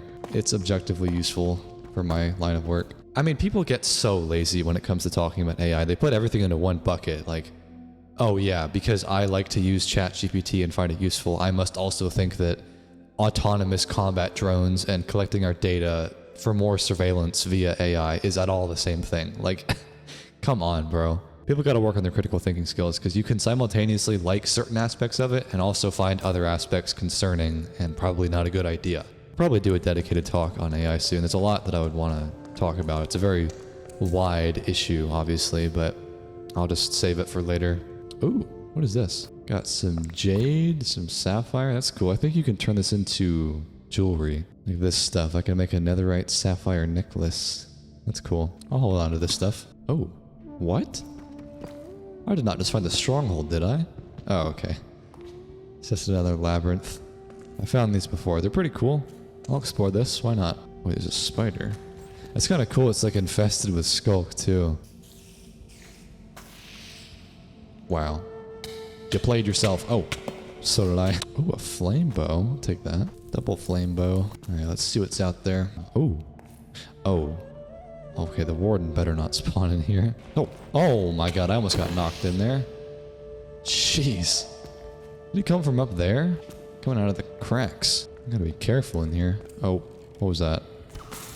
It's an elite zombie. Dude, this bow is ridiculous. What? Just one-shot that guy. What did he drop? A shovel? Okay. A silk touch shovel. Nice. There's zombies in here. Oh, wait. Is that a spawner? Oh, I can get leather that way. Yeah, this is great. Yeah, this is perfect. I'll just farm this up for a bit. Jeez. Oh, wait. I'm super low. Oh, God. I gotta be careful, dude. I don't want to have to eat this rotten flesh, but I might need to after that zombie. That man did so much damage. Yeah, that sucks. I have to do it, though. I don't want to die down here. It's useful, but where do you draw the line? Yeah, I mean, of course there's going to be use cases where AI is too much, like used for surveillance and that kind of thing, but like there's objectively useful ways that it makes my job easier. Oh wait, the healing potions, that's right. That's right. They were back here on the corner. Yeah, I think they were right there. Okay, yeah, here we go. Perfect. Helps a little bit. I don't want to spend my valuable rotten flesh. I need this for leather. Hopefully I can find some food down here too. Wait. Do you guys hear that?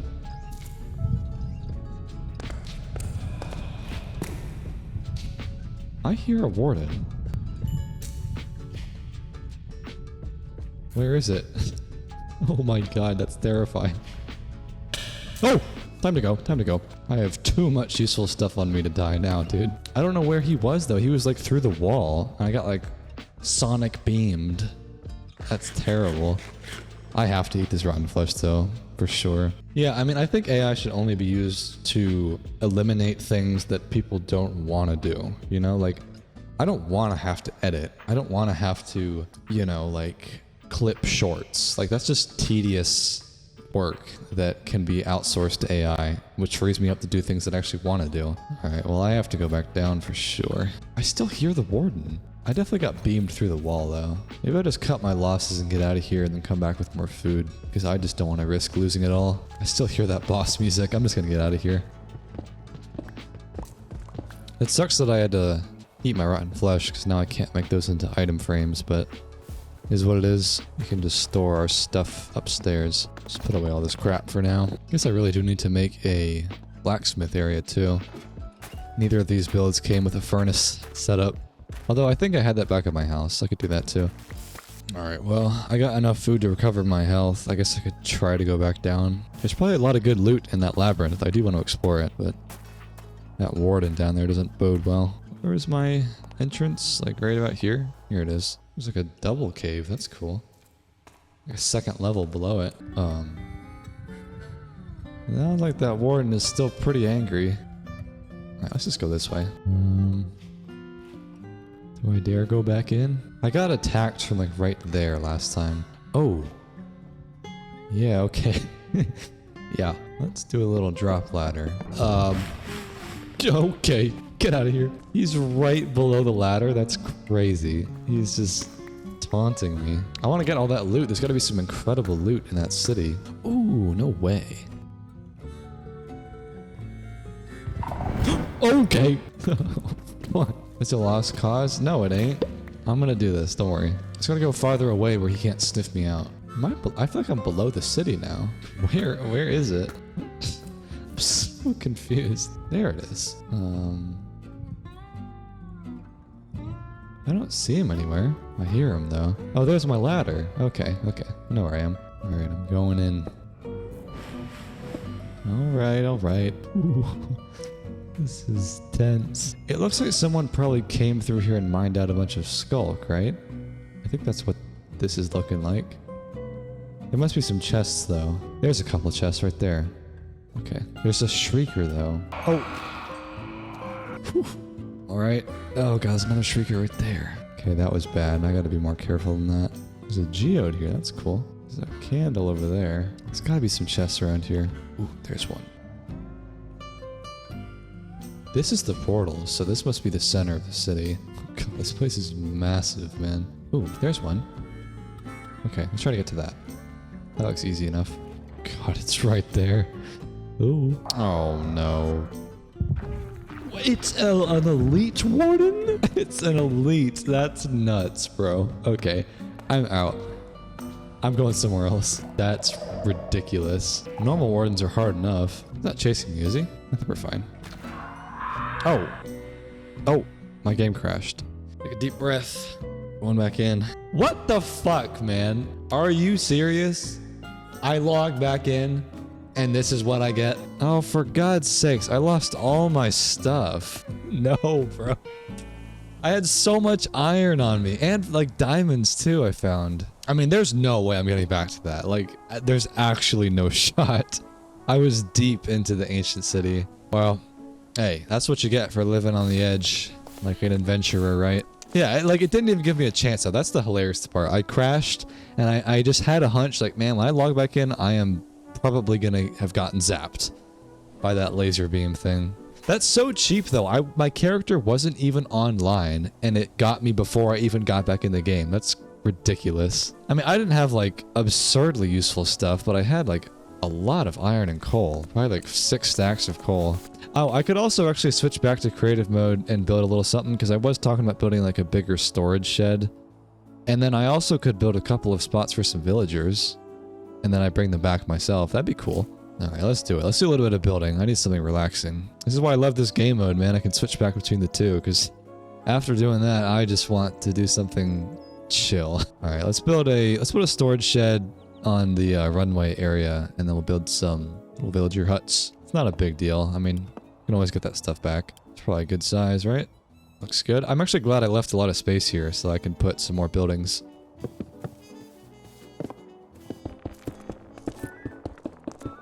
Alright, there's the floor. This is where all my chests will go, and then over here will be furnaces. There's a blackstone blast furnace. Ah, it's too dark. Basalt furnace. It's kind of cool.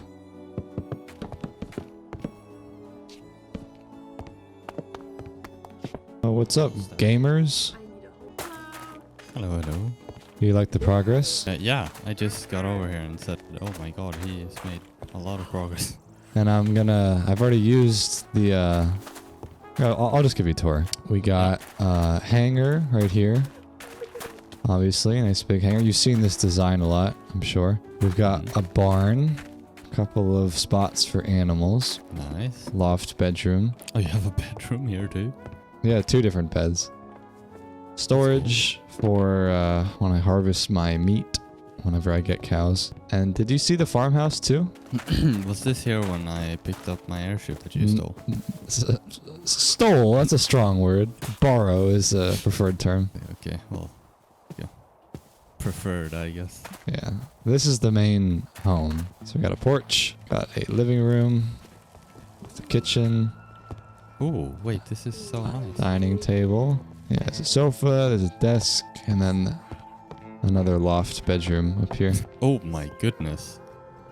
Well, the reason I'd had to do this was because, yeah. These bubbles? Oh, that's so fun. Wait, what are those? There's bubbles. Look, Wait, how do you spawn so large? you can pop them. Oh, what? Oh no. Wait, this is the first time I've seen it on that server. Yeah, destroy them. God, they don't even stand a chance. Jesus. This is wave defense. Wait, what? Oh, there it goes. Giant. Yeah. And it was over like that. Alright, I think the workshop is pretty much done. Jesus. Let me give you a tour. So we got some wagons out front, right? We have a pretty open to the air workshop. We got anvils and furnaces and lots of storage. This is where all of my ore, I guess, can go, right? Here is the forge. Here is lots and lots of storage, should I need it. And then upstairs is kind of like a double bedroom. So we got like kind of a, you know, mining contractor. They like sleep on the floor here, like maybe some villagers can sleep here. And then my room, the foreman's room, is where I'll sleep. So I now have 3 different beds in just the farming village, but that's fine. So I still got some room to decorate. I could put some item frames up here for some of my favorite items, perhaps. But yeah, this is pretty cool. Oh, and there also is a balcony right here. So yeah, pretty good addition. I like it. I guess one more thing I do want to do before I switch back to survival is to build a more aesthetic mine shaft. I talked about doing that, so let's just do that real quick. That won't take very long at all. Alright, that'll do. Just like a simple little cave and some semblance of a railway in there. It's just for aesthetics, really. This will go down. I won't dig it all out. I have to obviously do that in survival, but here we go. So I think I could probably confidently switch back to survival now. I mean, I did lose all of my stuff earlier, so that is definitely going to be a bit of a struggle starting from scratch, but I think I am ready to do it. I swear to God, bro, I'm going to make some good progress now. I need to lock in.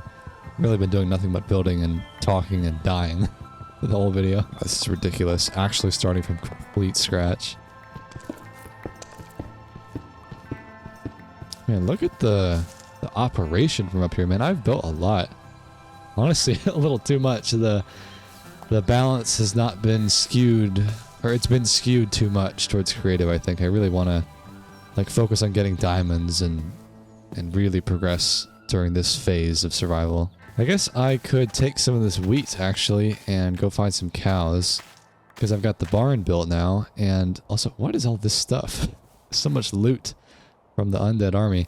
I think there were cows just over the hill actually, and I can take them and bring them back to the barn because that's going to be a much better food source than trying to rely on this bread. Oh wait, there's sweet berries here too. I mean, this is a pretty trash food source, but hey, it's renewable. I'll take these. Just make sure just to pick them though, so in case anyone else finds them in the world, I don't want to take them all for myself. Yeah, I think the cows were like just up here, pretty sure. I feel like I definitely saw some. Also, I totally forgot about the house that I built on top of the mountain. I don't want to forget about that. I've just been focusing a lot on the farming area down here. There's sheep right there. I think that's a cow. I mean, sheep are fine too. I don't need cows. Although, yeah, there's a couple up there. Yeah, there they are. Come along. Come with me. Oh, wait, what on earth? Wait, he's faster than the cows. He's gonna get in the way.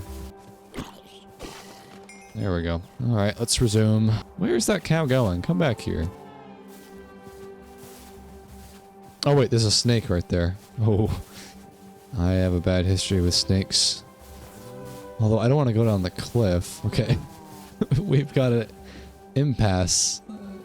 An immovable object right there.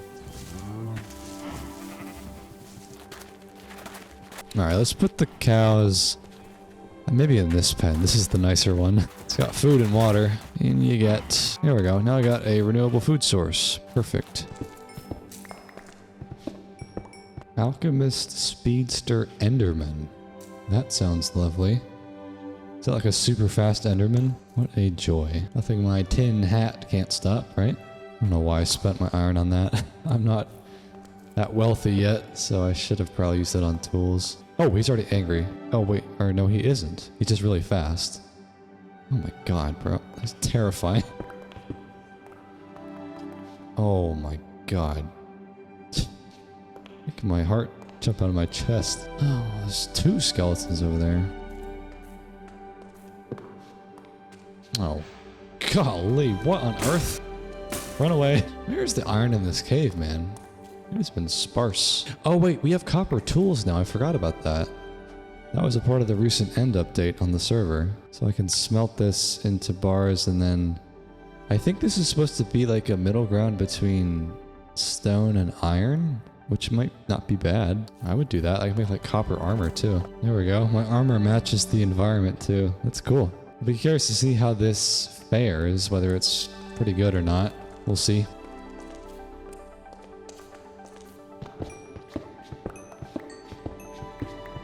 Oh, what? Oh, I dug into my house. Alright, well I put away all of my stuff in the shed, and I actually have another topic in mind. I want to do another talk. So, let's go do a little mining trip, chat about life.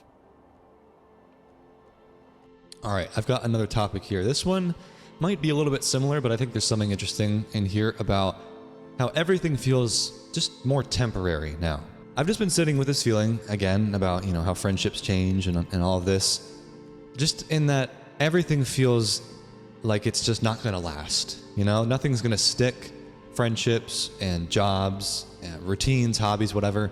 Everything just feels like it's kind of on a timer and that you're just waiting for it to end and the next thing to start. I remember when I was in college, I got clowned on so hard, dude, for having, I think, literally one poster in my entire dorm room, like a tiny little thing that I stuck up on the wall, like some little mountain picture, and everything else was just like bare, you know, tile wall or like brick wall, whatever it was. And it just looked so depressing, you know, and people were like, why don't you want to decorate, man? Like, why? This feels so sterile and cold. And I was like, I just feel like I'm in college. I'm not going to live in this dorm forever.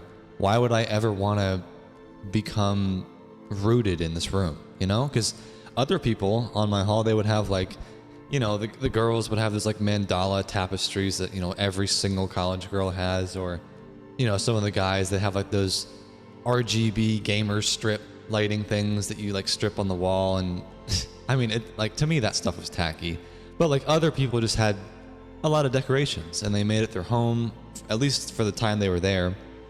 But I always just felt like, man, this is just, it's just temporary, you know? And maybe I've always been that way, but I don't remember life feeling like that all the time, you know? Like when I was a kid or even a teenager, just everything felt more permanent, you know? Like, this is my best friend, or this is what I'm going to do forever. Like, I'm going to go to this school. I'm not going to really think about the future. Like, this is just what I do right now. I go to the playground, or, you know, I go to Chick-fil-A with my friends Friday nights. You know, I mentioned earlier, like, we play Civ 5 every Friday night, right? It just felt like it was never going to end. But now I'll meet someone new, or, you know, maybe, you know, I've just moved here, right, to a new apartment, and it feels like, okay, maybe I'm going to be here for a while, but then it just starts to feel like it slips away before I can even get comfortable, you know? I think a lot of this probably is the byproduct of having divorced parents, because I have just always felt like I'm a nomad in a way. Like I would have to go back and forth between houses throughout the week, like 3 days at one house, 4 days at the other, and go back and forth, living kind of out of a duffel bag.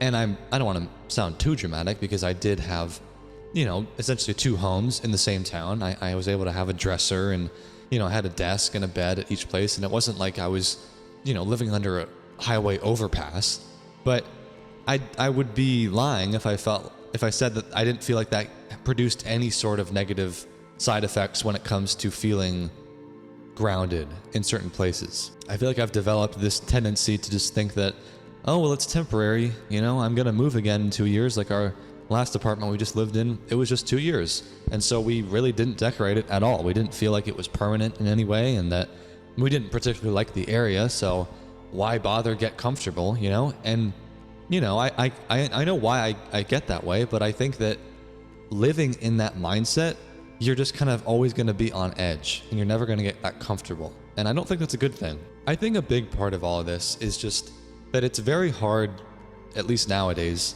to hold on to people. You know, when you meet someone cool, like I met a guy at a gym, you know, like a year ago, and we started to like lift together, and it was kind of cool, like a gym buddy, right? And you click with them for a while, but then inevitably life is going to kick in. You know, they get a job, or you, like I just suddenly stopped lifting with that guy. We just like, I don't know, drifted apart somehow. Maybe someone moves away, their schedule changes, right? And you just kind of stop talking. Not because you did something wrong, but that's just kind of how things go. I really liked lifting with that guy. You know, we kind of had a nice personality, chemistry, and it was cool, but things just kind of happen. And I think because it's harder to make friends as an adult and that you don't always know if it's going to last, it's just a lot easier to let things go and to let things drift. And that's part of what makes things feel temporary, because things don't have stakes like they used to.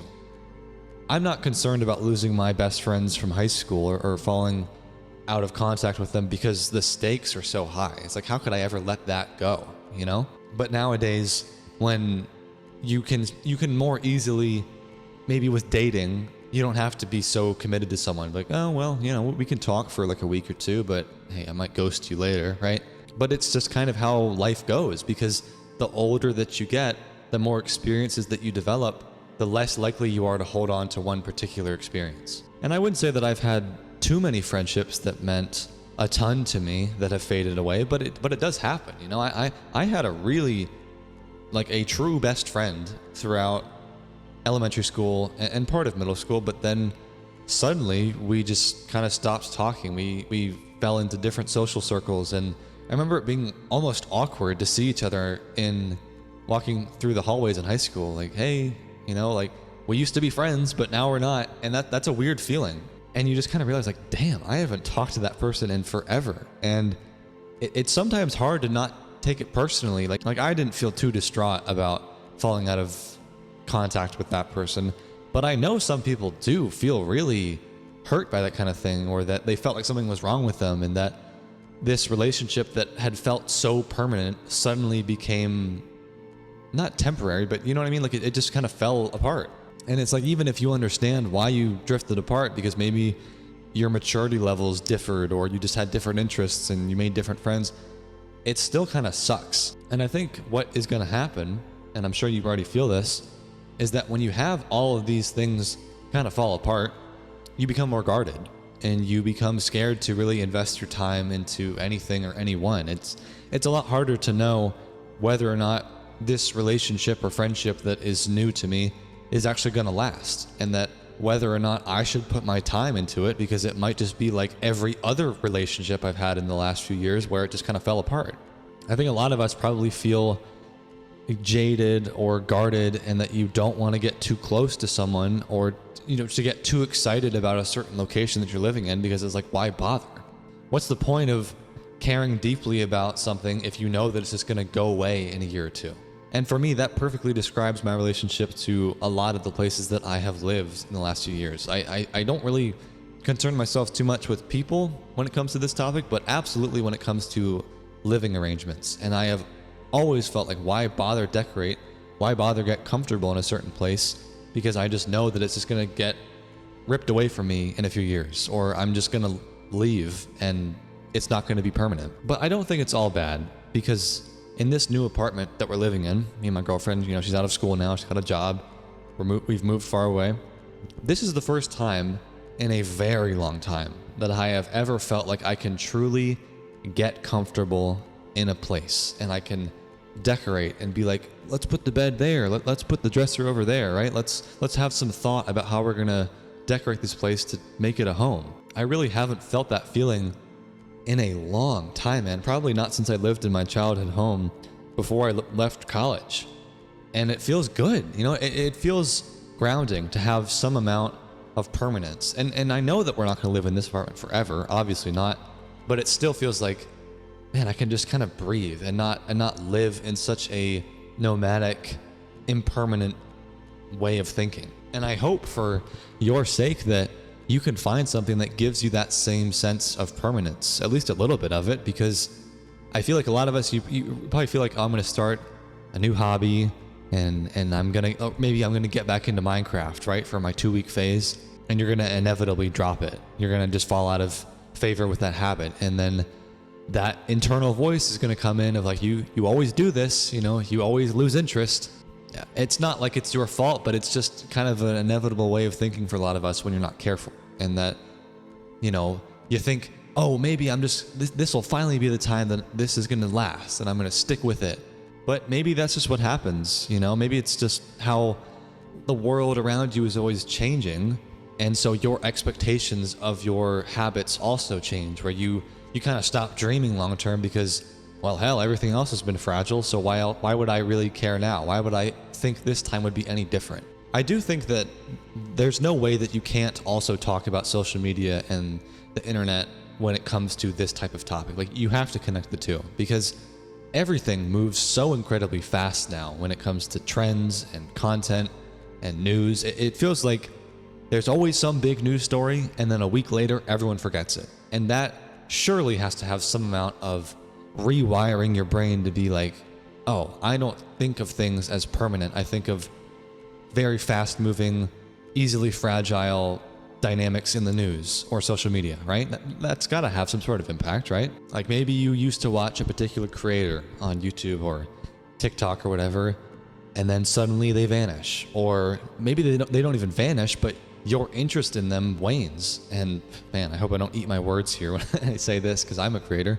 But, you know, your interest in certain things can change a lot, or someone could stop posting content, and then it just feels like, wow, I used to be so into this content over here from this person, and now it's like they didn't even exist, you know?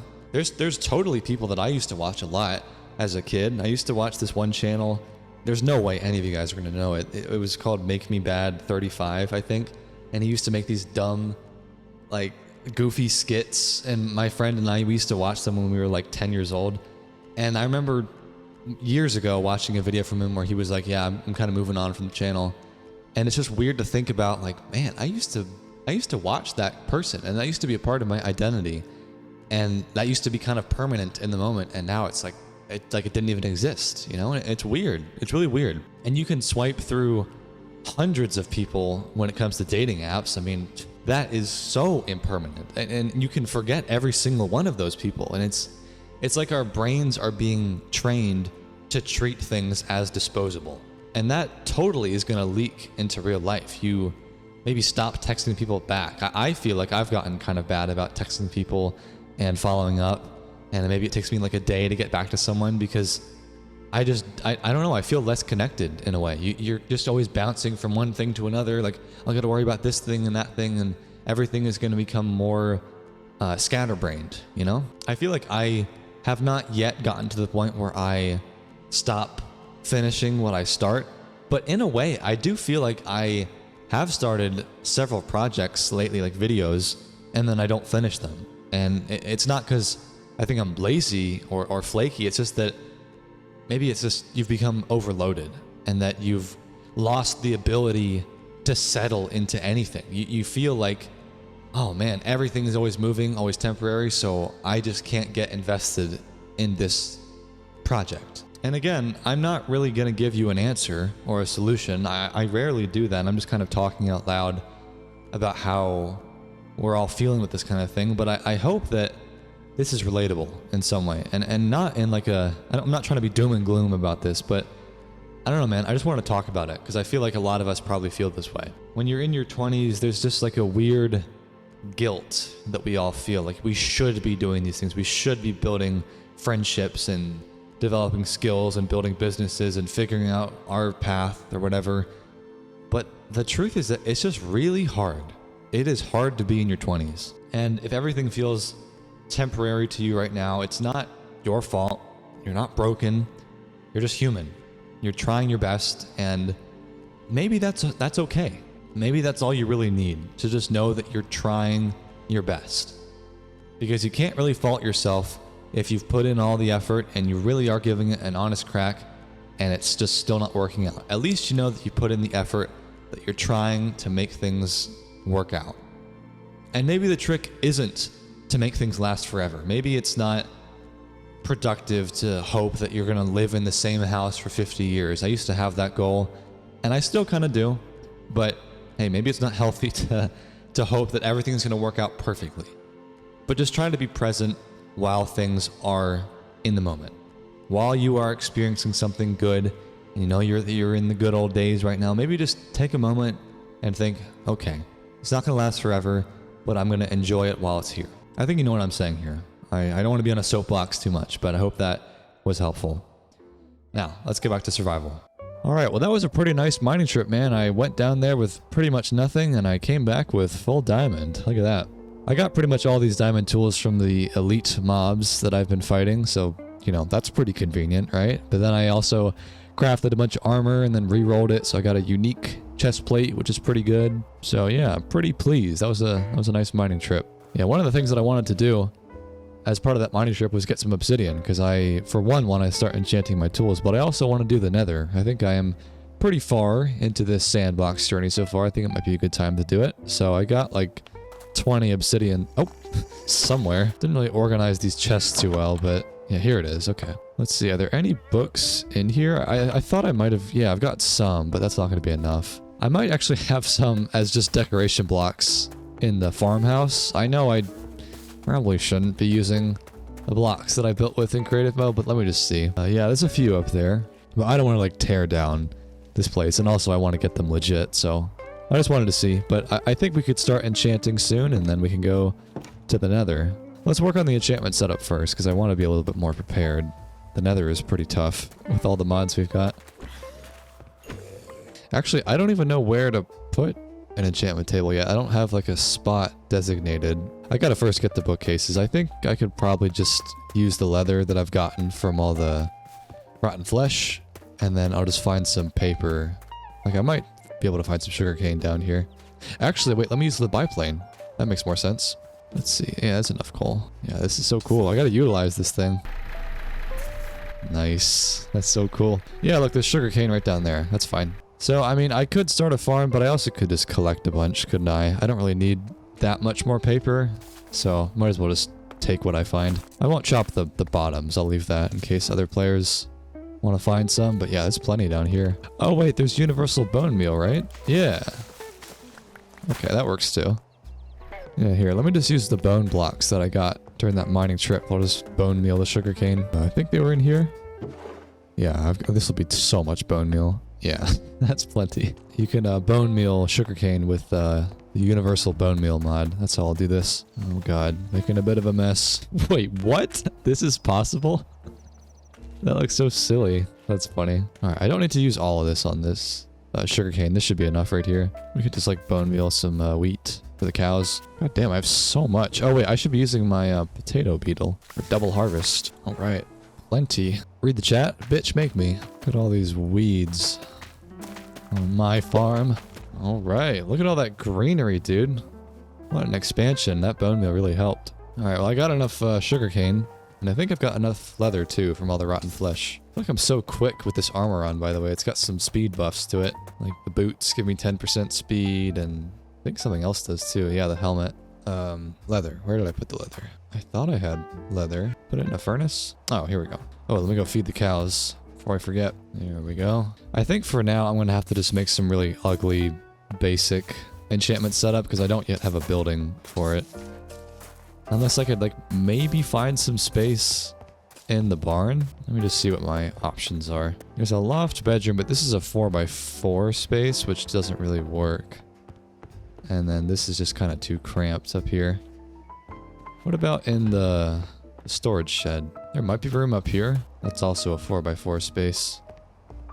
I mean, this could work. I would just have to get rid of the, like, chimney thing here, which, like, it looks really cool. I guess I could actually replace the tables with bookcases and then put the enchantment thing in the middle of the furnace, which could be kind of cool. Well, hold on. I gotta actually build the enchantment table first. Wait, I don't have enough diamonds.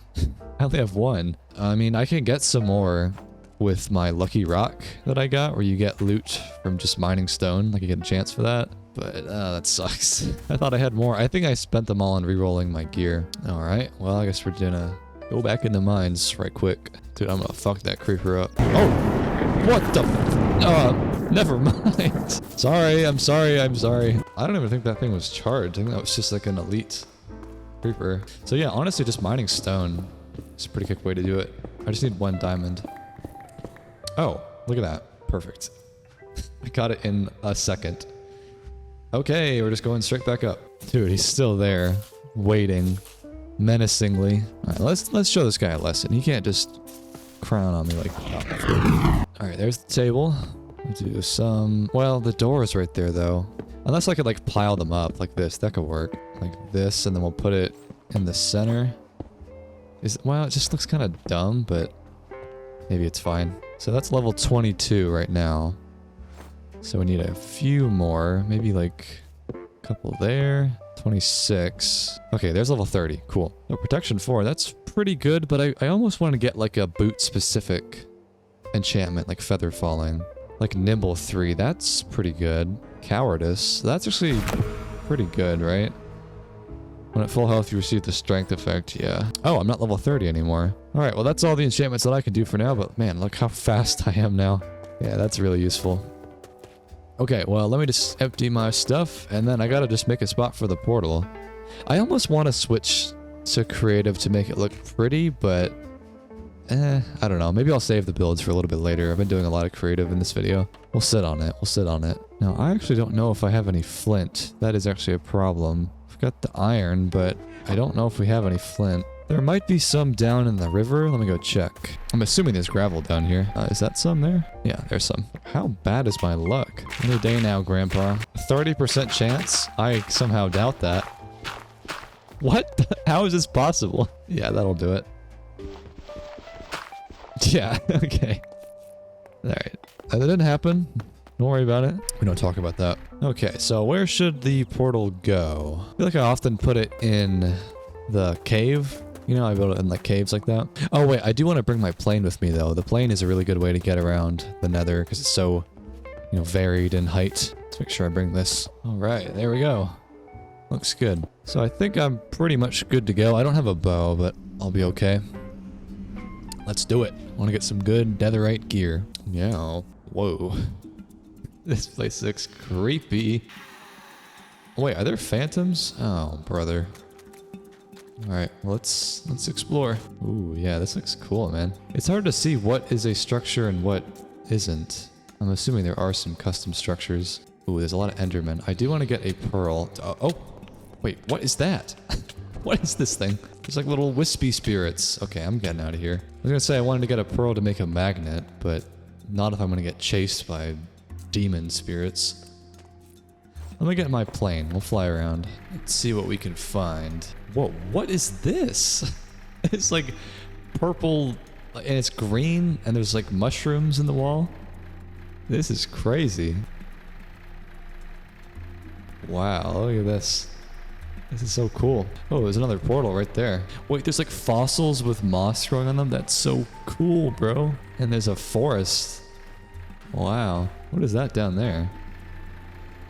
I haven't seen any structures yet, but it does look really cool. There's like a player-built bridge, looks like. I'm definitely seeing a lot of portals around here. People have been exploring. Oh, is that a fortress? I think it is. Yeah, let's check this out. Oh, wait, there's a skeleton. Yeah, let's see if we can get some blazes and skulls. I don't know if I'm gonna really need them, but I just want to explore.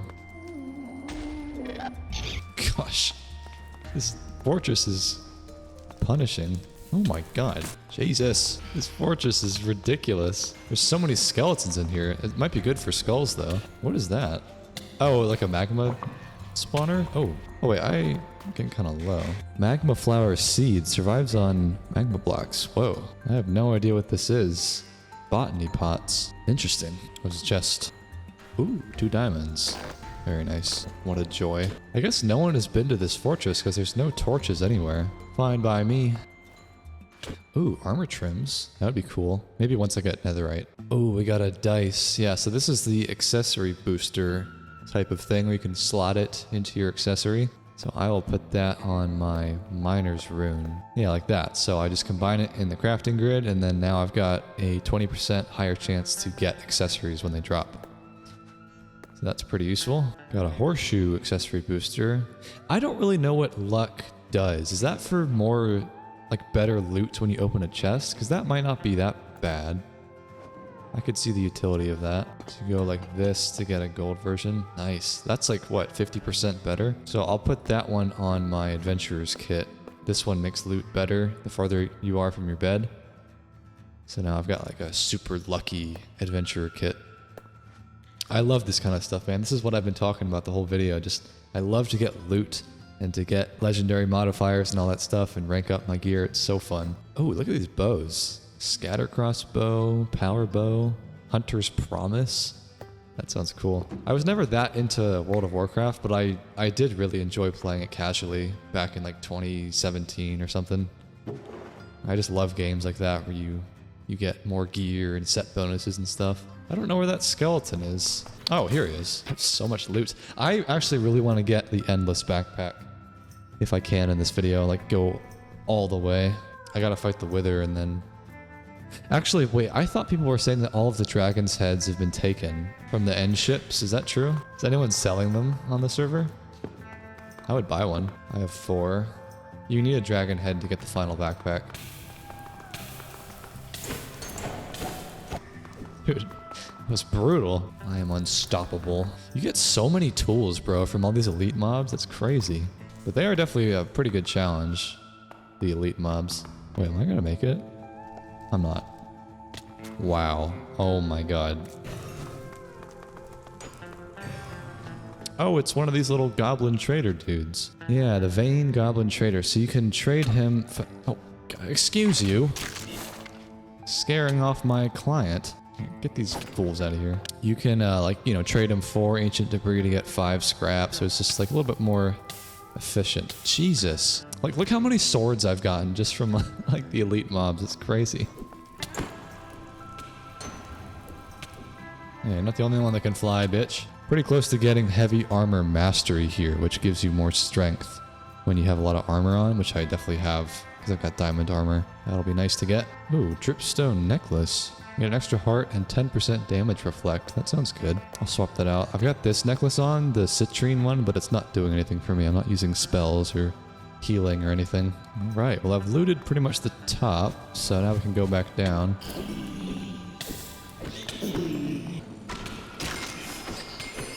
Golly. Oh, I got a skull. Finally.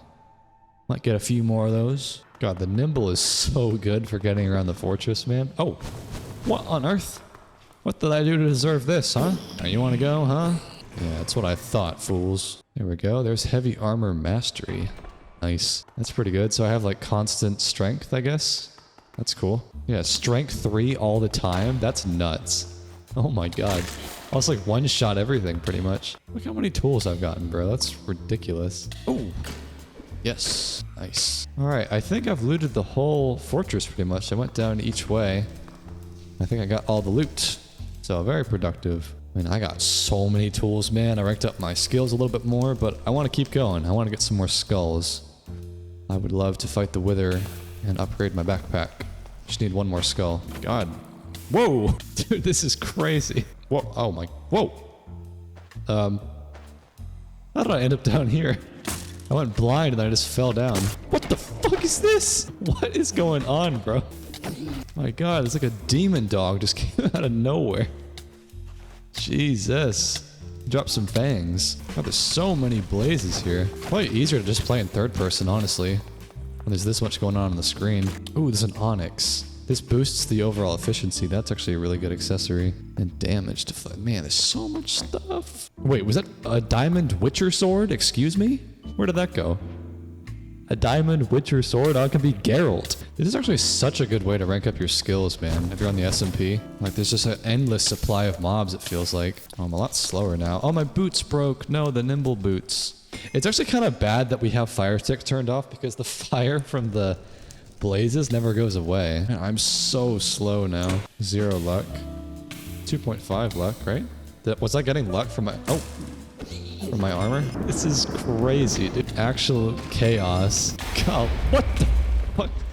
This is a war zone. Still only have 2 skulls. My god, there's so many blazes. Maybe I could like try to use this bow I got on them. It's not that effective though. I only have 12 skill points left and I want to make sure I spend one of them on the path of the berserker. So like, what else can I work towards? I think Twin Strike might be a good one. There's not that many more melee related ones. Yeah, we could do Twin Strike. More like a full melee build. Pocket Piston. Finally, there's the 3rd skull. Okay.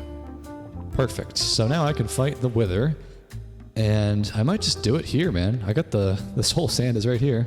Let's just dig into a little cliff, because I don't want him to fly around. I got so much loot from that. That was ridiculous. Wait, where'd he go? Oh, there he is.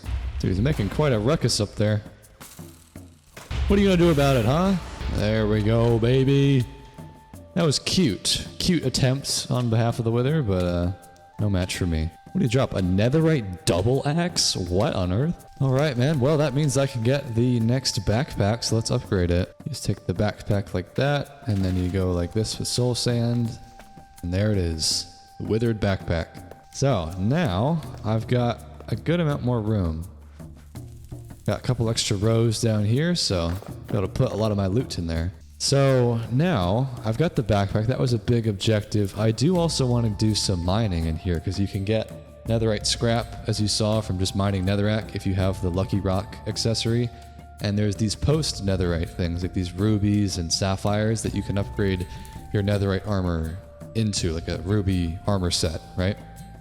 But I don't have netherite yet, so I'm not going to worry about that for now. I'm just going to focus on getting netherite. You can get a lot, honestly, really quickly. And I picked up quite a few of these pickaxes from all the elite mobs, so I might as well use them up. And then hopefully I can walk out of here with some netherite tools. I just gotta find a bastion though, because I need to get the smithing templates, right? Make sure to do that. Oh, here's some straight up debris. A 3 vein, wow. On the fortress again. Is this a different one? Wait, I didn't loot this stuff. It might be. Oh wait, no, maybe I have been here. Yeah, I have been here. Okay, never mind. Alright, well both of my insta-mining pickaxes broke, but I got 17 scrap there and 4 debris, so that's like, what, 4 or 5 ingots worth of netherite right there? That's pretty good, but I don't have the templates yet, so I think I might go back up and get back in my biplane and then try to find a bastion. That was fun, man. That was a crazy fortress. Had some close calls. That was a lot of fun. There's got to be a bastion out here somewhere, though. That looks player built. Look at this thing. Oh, wait, I can get a pearl here. Look how many endermen there are. This must have been cleared down by some players, though. That looks abnormally flat. Yeah, there we go. I got 4. I think I've got the materials for it. Oh, I don't have lapis, though. I need lapis for a magnet. Oh, well. Oh, nice. Nice try, bitch. There is no way I'm going to find my portal, by the way. I'm going to have to make a new one. But I got a lot of obsidian from that fortress, so it's not a big deal. There's another fortress. I mean, do the netherite upgrade templates spawn in fortresses? Because I could try to loot this one, if that's possible. I'm not for certain, though. God, there is so much lava here. What? Piglin up there. Where there's piglins, there's bastions. Oh my god. See ya. Bye, girl. Yeah, what are you guys gonna do about it, huh? What are you gonna do about it? Oh, there goes my helmet. Oh, there goes my chest plate. I'm bleeding. They did something about it. Going to the nether is clearly the... Oh, shit. The best way to get XP.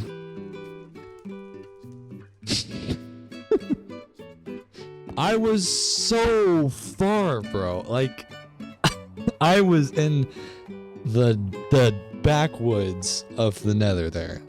Like... Getting back to that spot, I don't know, bro. I don't know. Oh, man. Man, oh, man, oh, man. I mean, how on earth, like... Is it, like, if the chunks are unloaded, my stuff won't despawn. But Like, I don't know where the chunks are. That's the problem. Do I dare try again? Do I try to find it? My stuff will be there, but I had so much stuff. I had the Wither backpack. I had all of the gear I got from the fortress. Oh god, that sucks. All right, I'm gonna try. I'm gonna give it an honest crack. That's too much stuff to just let, you know. Maybe I'll try to make a biplane and fly to it. I don't think I'll be able to get there on foot. I have to fly there. So I have to make a new plane. I didn't think piglins were gonna be that, like, brutal, bro. I mean, there's only like 6 of them. It wasn't that many. Okay, regroup. I can do this. I'm telling you, man, the game will humble you when you think you're doing well. Okay, so how do you make a biplane? I know you need we need a boiler for the plane. What's the recipe? Okay, so there's the 3 hull casings. And we need to make the propeller. Let me just get a little bit of food before I go. I mean, if there's one saving grace, I didn't lose my skill points. Like, I got a lot of XP from fighting those mobs, and I got stronger that way, but it's not, it's a small consolation. The big thing that I lost was definitely my loot. Oh! Hello, Peptic. Hello there. Are you trying to taunt me that I'm not going to get my stuff back? Oh. No, I'm trying to help you. You're going to help me? Yeah, why not? You lost a lot of stuff. I lost literally everything, yes. I think it was this way. Do you remember where it were? I think I started going this way. And can you climb on these? Oh, you can't. Okay, well this looks familiar. I think I got in my biplane and then I went straight. I think I went left up here. And then, that's right, there was like this purple forest. I went through this. Let me go above. Or no, I did go through it. I went through this thing. That's right, this looks familiar. And then, that's right, there's this forest here. I think it was just over the hill is the first fortress I found. Right, there's that portal. So the forest was here, and then the fortress is over the hill. Oh man, this biplane is so much worse than my last one. It's like it can't climb at all. Or here, I'll just go underneath. That should be fine, right? Wasn't the fortress like right here? I could have sworn the fortress was over here. Was it not? Maybe I'm a bit lost already. That tree looks kind of familiar. Oh wait, that's right. There was a bridge built by a player. You can't kind of see it right straight ahead. Okay. Maybe it wasn't as early on as I thought, the fortress. You had to go a little bit farther. Alright, I remember that bridge, and then I remember that canopy right there. Someone built over their portal. This is feeling correct. And that looks kind of familiar. Bridge over the lava. I'm a wee bit lost now. I'm not really sure where I'm going. Oh wait, that's the fortress, right? Back there? I think I just saw it. Oh, I'm on fire. Yeah, here's the castle. Okay. This is good. I think this is the same fortress. Maybe? Oh, maybe it isn't. Maybe this is a different fortress. There's no fire everywhere. And those chests are unlooted. Okay. Maybe this wasn't the fortress I'm looking for. Yeah, this one's definitely different. Okay. Gotta regather my bearings. Oh, I just wish I wrote the chords down, man. That would have made this so much easier. Let me try to retrace my steps back this way. I'm getting chased by a phantom. Leave me be. Nature's biplane. Leave me alone. I don't have anything to defend myself with. Okay, there's the canopy again. Maybe it was more to the right, the fortress? Like, this part just doesn't look very familiar. But I know that I flew by that canopy. Maybe it was just farther. Maybe it just wasn't as... Like, it wasn't that fortress. Maybe it was just straight ahead. Like, we'll just keep going this way. Oh, wait. That's the fortress. Yeah, you see all the fireballs coming at me? That's right. Okay, that is the fortress. So then I went this way. I remember this giant magma mountain, and then I flew kind of this way, and then we fought the Enderman on this like flat bit down here, I think. Yeah, that's right. Okay. All right, we flew through this biome. I think I'm getting close. There was, oh, wow, another fortress is right there. I think it was kind of just straight ahead this way. From here, I'm kind of lost. Oh, leave me alone. There's another fortress down there. Like, where did I go from here? This is where I'm kind of lost. Like, did I go to the right? Did I just go straight through the biome? If I start to see unloaded chunks loading in, then I know, like, I haven't really been this way. Like, I didn't go that way, because those chunks would have been loaded if I did. Oh, flow. Oh, Peptic, you scared the shit out of me. I think I'm getting close. I think it was, like, right over here. I feel like I was kind of over here, maybe? Defend me, Peptic. Thank you. I was playing such calm music. Yeah, oh! What? No, no!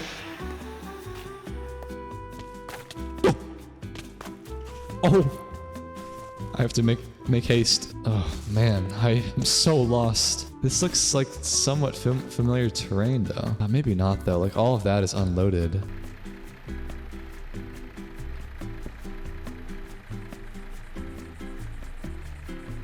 Oh, shit. Get the plane. Yeah. I think it's just over here. Okay. Yes, my stuff. It's right there. It's right there. Oh, no. Wait, are they calm? Wait, I can just pick it up? Oh Yeah, my yeah, god, yeah. we got the stuff. Okay.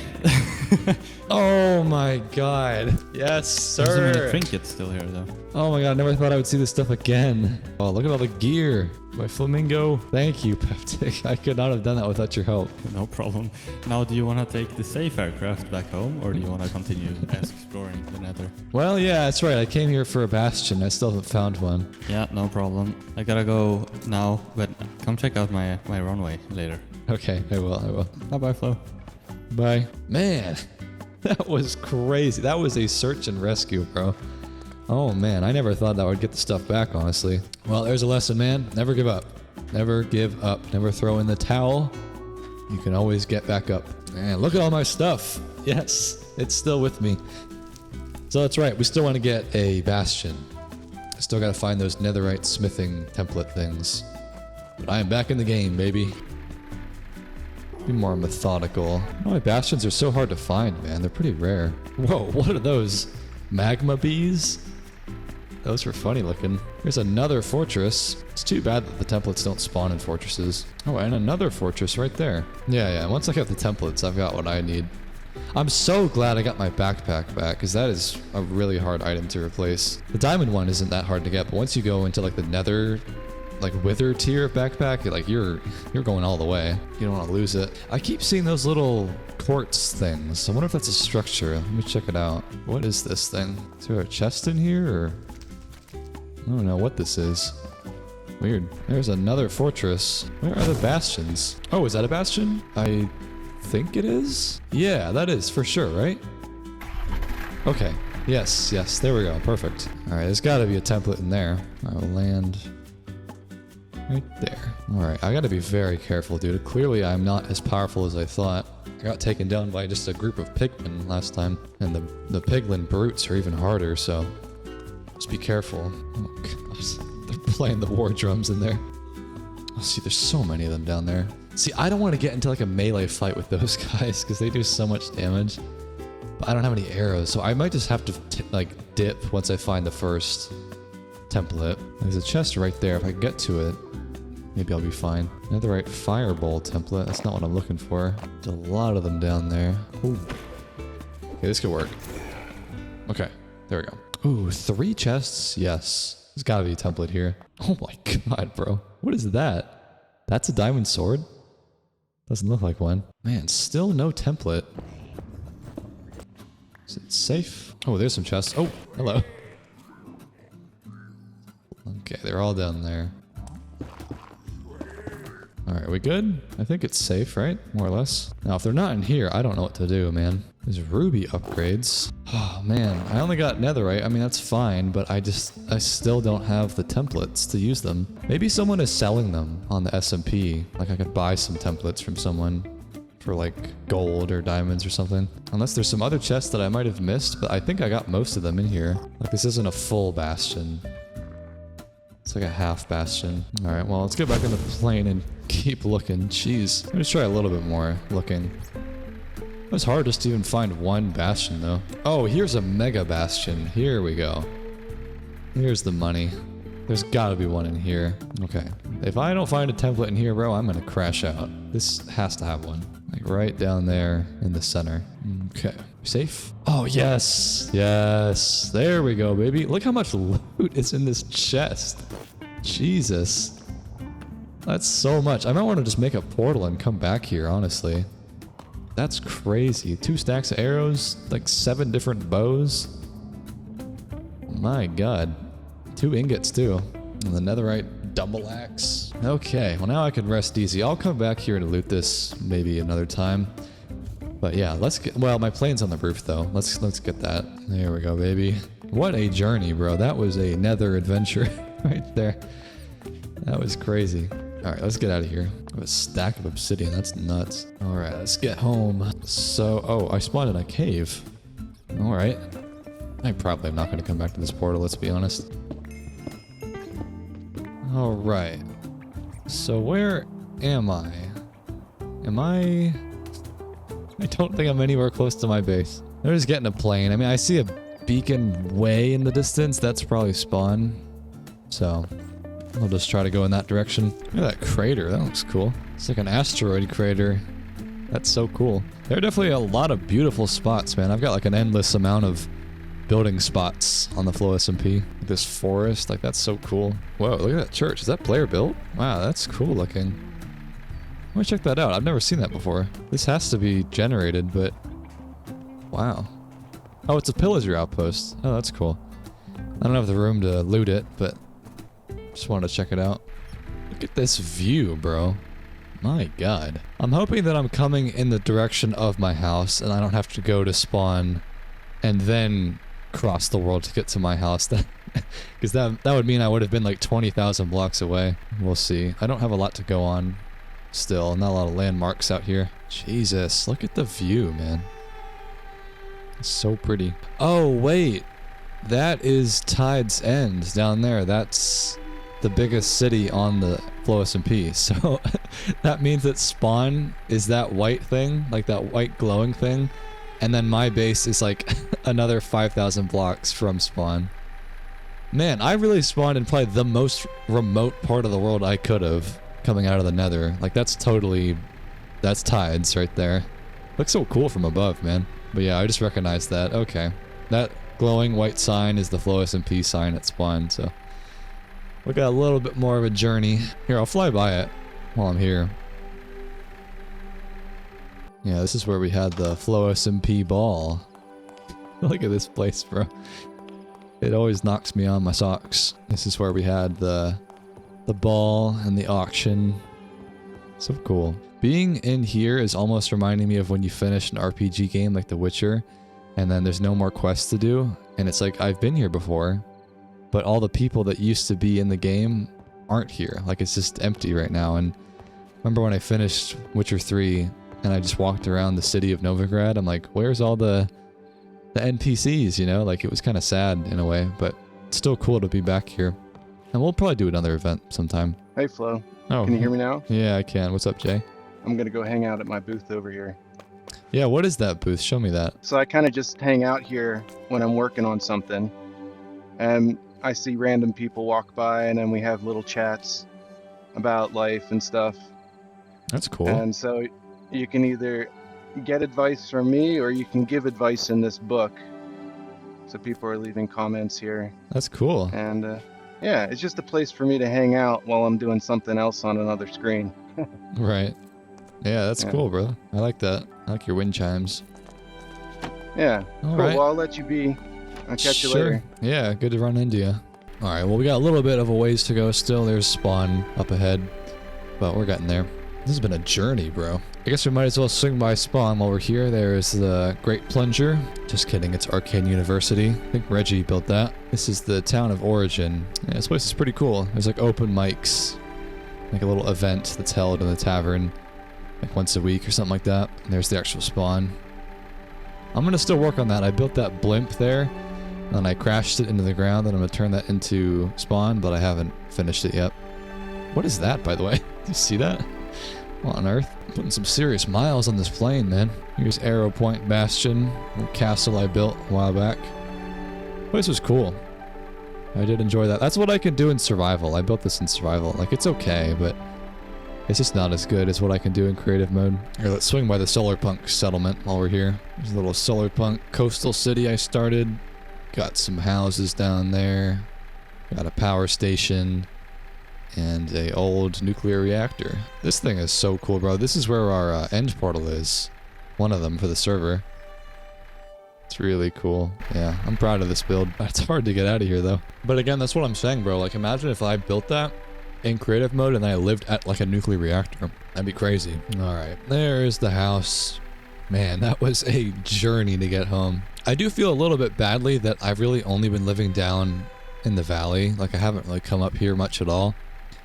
And I might, but for now, I'm just going to keep going down to the farmland. But man, that is such a pretty house. It's just like all my farming and cows and storage shed. Like, it's all down here right now, so I'll probably keep living down here, but I don't want to forget about that house because it was cool. Alright, coming in for a landing. Look at that. It's crazy. Here we are. Home sweet home. What a trick. That was crazy. Alright, let me do some proper organizing. I just kind of threw a lot of stuff in here, and I don't want to get into the habit of that because that's going to get really messy. I'll spend some time organizing. Alright, I think I got all my stuff sorted, so we got some more item frames and spots categorized. Took a while, but it was worth it.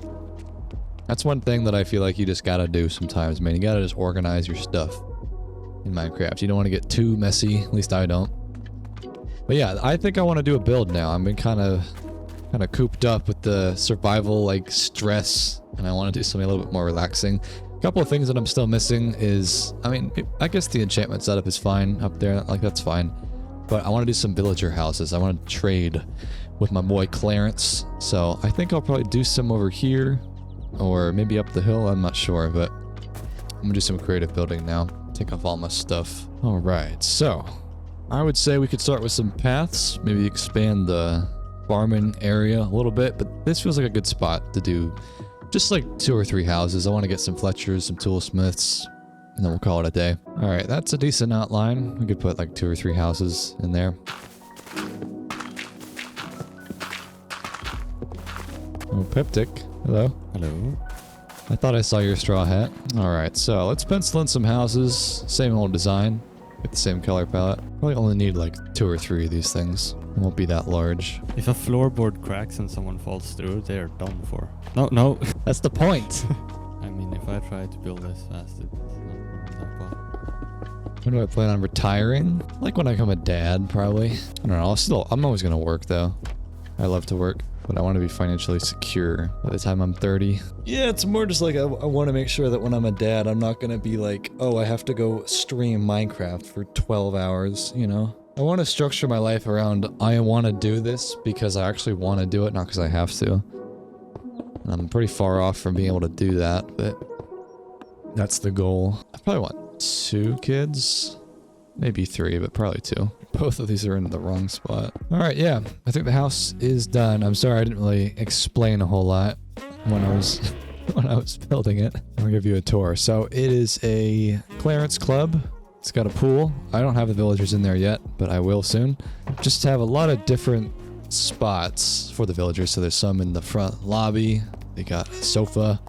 Some more over here. There's one bed there. And then upstairs, this is just like a little foyer. I don't know. I just kind of filled the space. There's a balcony too. And then if you go in here, we have another room, 3 more villagers there, 3 more there. So collectively, there's quite a few. There's just not that many in each room. There's a couple up here too. I don't know if they would really fit, but there's a lot of cool little attic windows too. And then obviously there is the pool back here, which is pretty nice. So yeah, now it's pretty much ready to have some villagers move in. Do some trading soon. Yeah, it looks nice. It's kind of a weird shape. A lot of different wacky roofs, but I think it works well enough and it fills out the space. All right, I think that's a good amount of building and survival for the moment. Let's switch it up and do some talks again, man. I've got some good topics in mind. Do like 2 or 3 rants. So yeah, let's switch over to that. So I've got another topic here. This one is, again, maybe in the same vein. Maybe I'm kind of harping on the same ideas here, but this one I think is a little different. I've been thinking a lot about... I don't even know how to put this into words sometimes, but how do you be happy without a goal, or without feeling the guilt of knowing that you're not actively working towards something, right? How do you be happy just existing? I just feel like I'm not really sure how to just exist and feel content without actively pursuing something else. Like, oh, I got to be working on a video, or making sure that I'm keeping up with financial news, or working out, right? It's hard to just not have a project or a plan or some goal to chase, you know, without spiraling a bit that you're not working towards those things, right? I'm sure you guys can probably relate to that. And before I even really get into this topic, I do want you guys to let me know if you feel like you have ideas and thoughts about how you are content with not working towards stuff, because I know that I'm probably an outlier in the sense that I'm trying to retire early, and that I'm so obsessed with working towards goals that get me towards that. And maybe some of you guys are probably like, hey man, I have a pretty simple life. I'm not too concerned about that kind of stuff. Here's what I do to be more content. Please let me know if you've got some thoughts on that, because I'm not sure what I'm doing a lot of the time. But yeah, so I feel like ever since I was a kid, and I'm sure everyone can relate to this, you just feel like the system is set up in a way where you always have something to work towards, right? When you're a kid, hey, you got to get good grades so that you do well in high school. And then you got to get good grades in high school so that you get into college. And then you got to do well in college so that you get a good job. And there's just always a goal. It's just the way that the world is set up. There's always a next step. For me right now, the next step is working towards getting a house. And maybe that's just the way that humans are wired, where we're always wondering what's next. I've heard that a lot from people like NBA players, where they win a championship, and it feels like that is just like such a big goal to work towards, and that you're putting in hours every day to get towards that, and it gives you so much purpose. But the moment that that's over, you're like, what's next? And I think that probably is just kind of wired into our brains. But I do feel like our modern world is also set up in a way to further emphasize that, right? There's always something to work towards. And that's not all bad, of course. I mean, in a way that gives you a ton of purpose, and it keeps you busy, keeps you occupied, and that's great. But I do want to know if I'm sure there is more to life, in the sense that, like, how can you be content knowing that maybe you're not working on a goal today? Like, maybe you're on vacation, and how can you just exist knowing that you're not going to be working on a video for a week, or that you're not going to be studying, or you're not going to be lifting weights during that week, right? I just feel like there's a certain amount of anxiety that I feel knowing that I'm not working towards those goals in those moments of downtime. And I know rest is important and vacation is important, but it's hard to detach, because my thought process is always, well, if I'm not working towards getting a house, then I'm not working towards getting a house, right? Like, I'm not getting closer to my goal. If I'm not lifting weights, then I'm not getting closer to that goal. And it's hard to remove the two, because I feel like getting those goals is what gives me that purpose. But again, the problem is that, well, what's going to happen after you hit that goal? Once you check that box and you've, won the NBA championship, or you've gotten into your dream school, or you've graduated from your dream school, like, what are you going to do? Everyone is going to wonder that question to themselves after you finish something big, something that you really cared about and you dedicated so much of your time to. I feel like a lot of times, instead of feeling proud, you just feel kind of empty, because you're immediately like, well, I got to find the next thing, right? I need to move on to the next goal, otherwise I'm wasting my time and I'm just feeling aimless. I had just watched a video from like a short from this golf pro. I think he had just won some big golf championship. And he was talking like, man, you feel good for like 3 minutes, or maybe for the afternoon, and you party for a bit once you win the championship. But after that, it's like, I got to do something else, And again, it's complicated, because you are going to be very productive if you're always working towards the next project. But I'd be lying to myself if I didn't feel a little bit empty sometimes. And just kind of like, why am I doing this? Or, I mean, maybe that's not even the right way to word it, because I know why I'm doing it. And I know that I'm doing this to, retire early and to have a house and whatever. I know the reasons, but you still kind of feel maybe burnt out is the right way to word it. And maybe the way to say it is, I wish there was a way to feel like I'm working towards my goals, and I know that I'm getting closer to those goals, without also feeling burnt out as shit all the time. Because for me, I don't know how to be still. I don't know how to not be going on a walk in the woods and not think about the next video I'm working on, or how to just sit with myself and read a book and just be okay with that, right? Because my logic is always, well, I'm not putting money in my pocket. I'm not getting closer to getting a house. And it's like, even when things are going well in my life, like back in the fall, I was doing so well with YouTube. I had like banger after banger. There weren't any problems, so to speak, in my life. But I don't know, man. I just there's always going to be some sort of goal that you got to work towards, at least in my head. And it's hard to just be okay with the fact that you just did something awesome and that you can relax, right? I think maybe a part of it is that, again, social media and the world is set up in a way where if something is going well and you know that, hey, I just finished a really big goal, a really big project, let me ride that momentum. Because like so many people are so desperate for a good opportunity to come their way. I think about that a lot with my channel, where I know that even though I'm not, you know, a massive YouTuber by any stretch of the imagination, I know that I'm already at a place where 99% of people would have tried and wouldn't have gotten to this place, right? Like I know that I'm already in a big outlier position, and I'm not trying to brag or anything. I'm just trying to state the facts that I know that I've already got something good going here.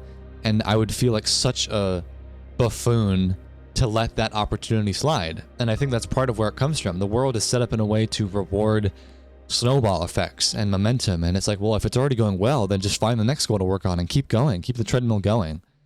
It's probably easier to feel still when you know that either you've accomplished all of your goals that you ever will want to accomplish and that you are just content with your life the way that it's gone, or you have basically nothing going for yourself and it's like, well, I've got nothing to really lose or gain, so why would I be concerned about the future, right? And so that would either put you in the position of basically being like an old person that's retired looking back on their life of like, oh, well, I've already done it all, so why am I going to be concerned about the future?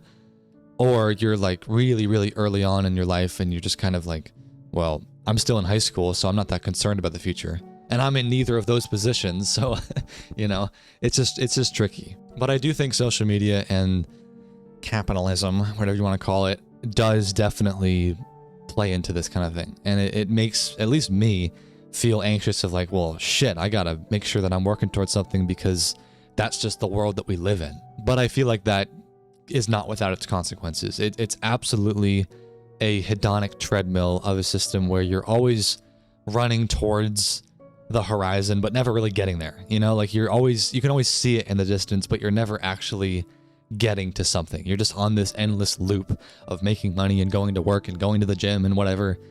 And I think we all gotta admit that that's probably wearing us down a little bit. And maybe another way to word all of this is that it's hard to disconnect your identity from your achievements. I know that whenever I started YouTube, I was, you know, trying to be very conscious of like, big YouTubers always say, don't tie your worth to your views. You know, don't be so concerned about your subscriber count or how much money you make or whatever. And this is not just a YouTube thing, it's anything. You know, don't be concerned about your job title in your company, right? Just be happy with where you are.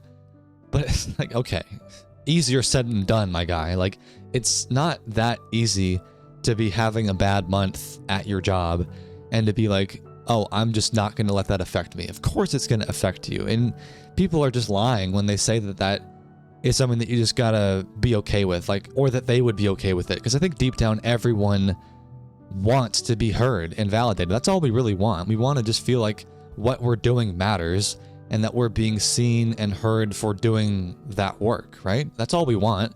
And when that doesn't happen, your identity kind of has a bit of a crisis. Like, I have tied my self-worth so closely to the output that I put out. And when I take a break, or when I try to just enjoy life for what it is, I feel guilty. Like I'm wasting my time, or that I should be grinding again, right? Like, even the rest that I take, I feel like I have to earn it. And that, I mean, it's just a hard mindset to shake, man. So as always, you know, I don't have a solution. If anything, I'm asking you guys for thoughts on this, because I can't imagine that I am, you know, the only one that feels this way, and that I'm sure some of you guys probably have given this some thought, and that you might have some solutions for how you know, shake this problem of feeling so concerned about, you know, your goals and how to be happy without those goals, right? I'm sure some of you guys have some thoughts on that. So please let me know, because the real challenge is for me really not, you know, how to find the next goal. There's always going to be an idea that pops into my head for a video to work on or whatever.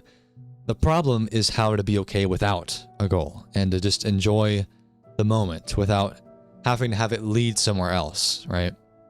I don't know, man. It's hard.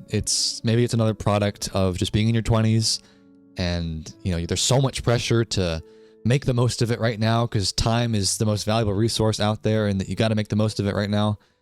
Maybe it's just hard to get rid of that, but I don't know. Let me know what you think about this one.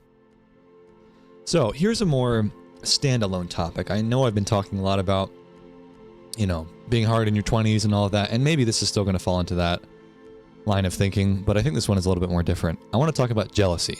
I feel like you are absolutely lying to yourself if you said that you don't feel jealous about what you see on social media. That is the absolute core foundation of all of my financial anxiety, I feel, of all of the reasons that I want to become a top YouTuber and to make content that people value. It's because you want to feel seen and heard, and when you see someone else getting what you want, you feel jealous. Everyone feels that. It is a very normal human emotion. And it's not even that I necessarily want what I'm seeing on social media. I mean, I do in some sense, like I want to also be financially free, but it's not as though it's like you want the one-to-one replica of what you're seeing. Like if you see someone that has, you know, like a Bugatti or something, if you see like a dream lifestyle, like someone living in a van or whatever it is, you know, everyone's got their own thing that they're jealous of.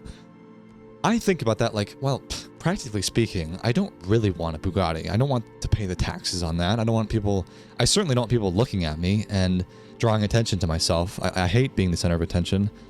But there's like a underlying principle of feeling like, well, I want to be able to buy a Bugatti if I wanted to. I want to be able to just do what I want. I want to be able to go hiking on the weekends if that's what I want, right? And again, I don't want a Bugatti, but it's like we want to have the freedom that these people have. That's really what it is. We want to be able to have the ability to make our own choices and to not be trapped in our jobs, right? That's what we all feel. And I feel like we all get jealous and bitter about the fact that we feel behind and that everyone else in life is doing better than me, right? You're seeing their highlight reels while you're living just a mundane lifestyle. And it's not true, obviously. I mean, you are, again, seeing just the highlights, but whatever reason, man, we're just bad. We're really bad at not comparing ourselves to others. I'm not going to do the whole comparison is the thief of joy because you've all heard it a million times, but it's true. It really is true. You can't compare yourself to others if you want to be content with your current lifestyle. But I mean, I do it too, so I know. But let's get into it. I feel like at the crux of it all, social media is the culprit. Like, obviously, you're going to wake up, you check your phone, and, you know, before you've even brushed your teeth or whatever, you've already seen 3 people that are hotter than you. You see people that are richer than you. They're on a vacation. They're trying some cool pastry in the Alps or whatever. And you're just sitting at home in your bedroom with your Cheeto finger dust playing CSGO. And it doesn't feel good. It's not even that it's these people's faults, you know, like they're just out there doing their thing. That's how they make their money. Like, this is how I make my money. I know in some way it's a little bit ironic for me to say this because I'm sure some people look at what I do for my job and they're like, well, man, if I could just play Minecraft and talk about my life and make my living that way, I wish I could do that too. I know it's a little bit ironic, but, you know, this is just how the world works, you know?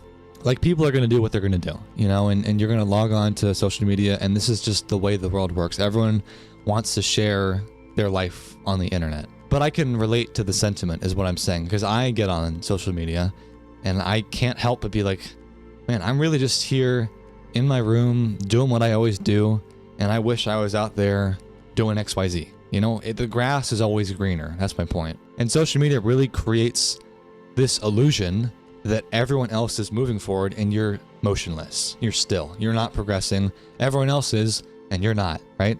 It's not true, but it really feels that way sometimes. But when you really think about jealousy, because that is the topic for this chat, I don't even really think jealousy is about other people or what they have. It's really just that it spotlights your insecurities, you know? Like, when I see a great group of friends on social media, maybe it just means that I've been feeling kind of lonely. Or when you see someone doing so well, or they're showcasing like a day in my life as an investment banker, or here's my investment portfolio, right? It just reminds you like, well, man, I don't have that much money. You know, jealousy is, it's definitely a very loud emotion, but all it really is just a messenger. It's telling you like, hey, you're not okay with this part of yourself right now.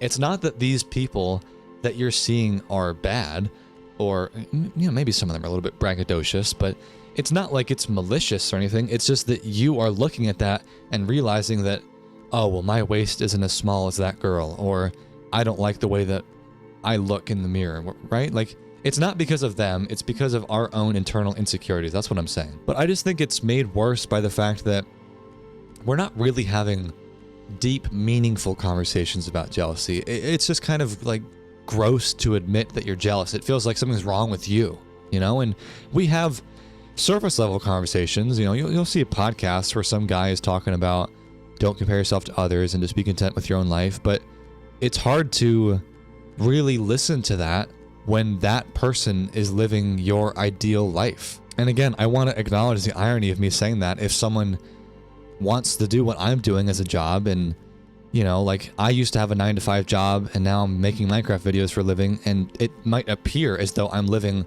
the perfect life to some people, but it's not that way, man. Like you might be jealous of what XYZ creator is doing and you wish that you could do exactly what they're doing, but we're just people, man. Like, everyone is just a human. Even the most top artists or people that you follow, that you look up to on Instagram, are human just like you, and they are probably insecure and jealous about someone else. Everyone wants what they don't have. That's really what it comes down to. And it feels so easy to think that, oh, I'm immature or petty, or that I'm negative because I'm jealous, or that I'm, you know, toxic and bitter and ungrateful that I don't have $1 million yet like this particular person on the internet has. There's nothing wrong with jealousy, man. It's so normal.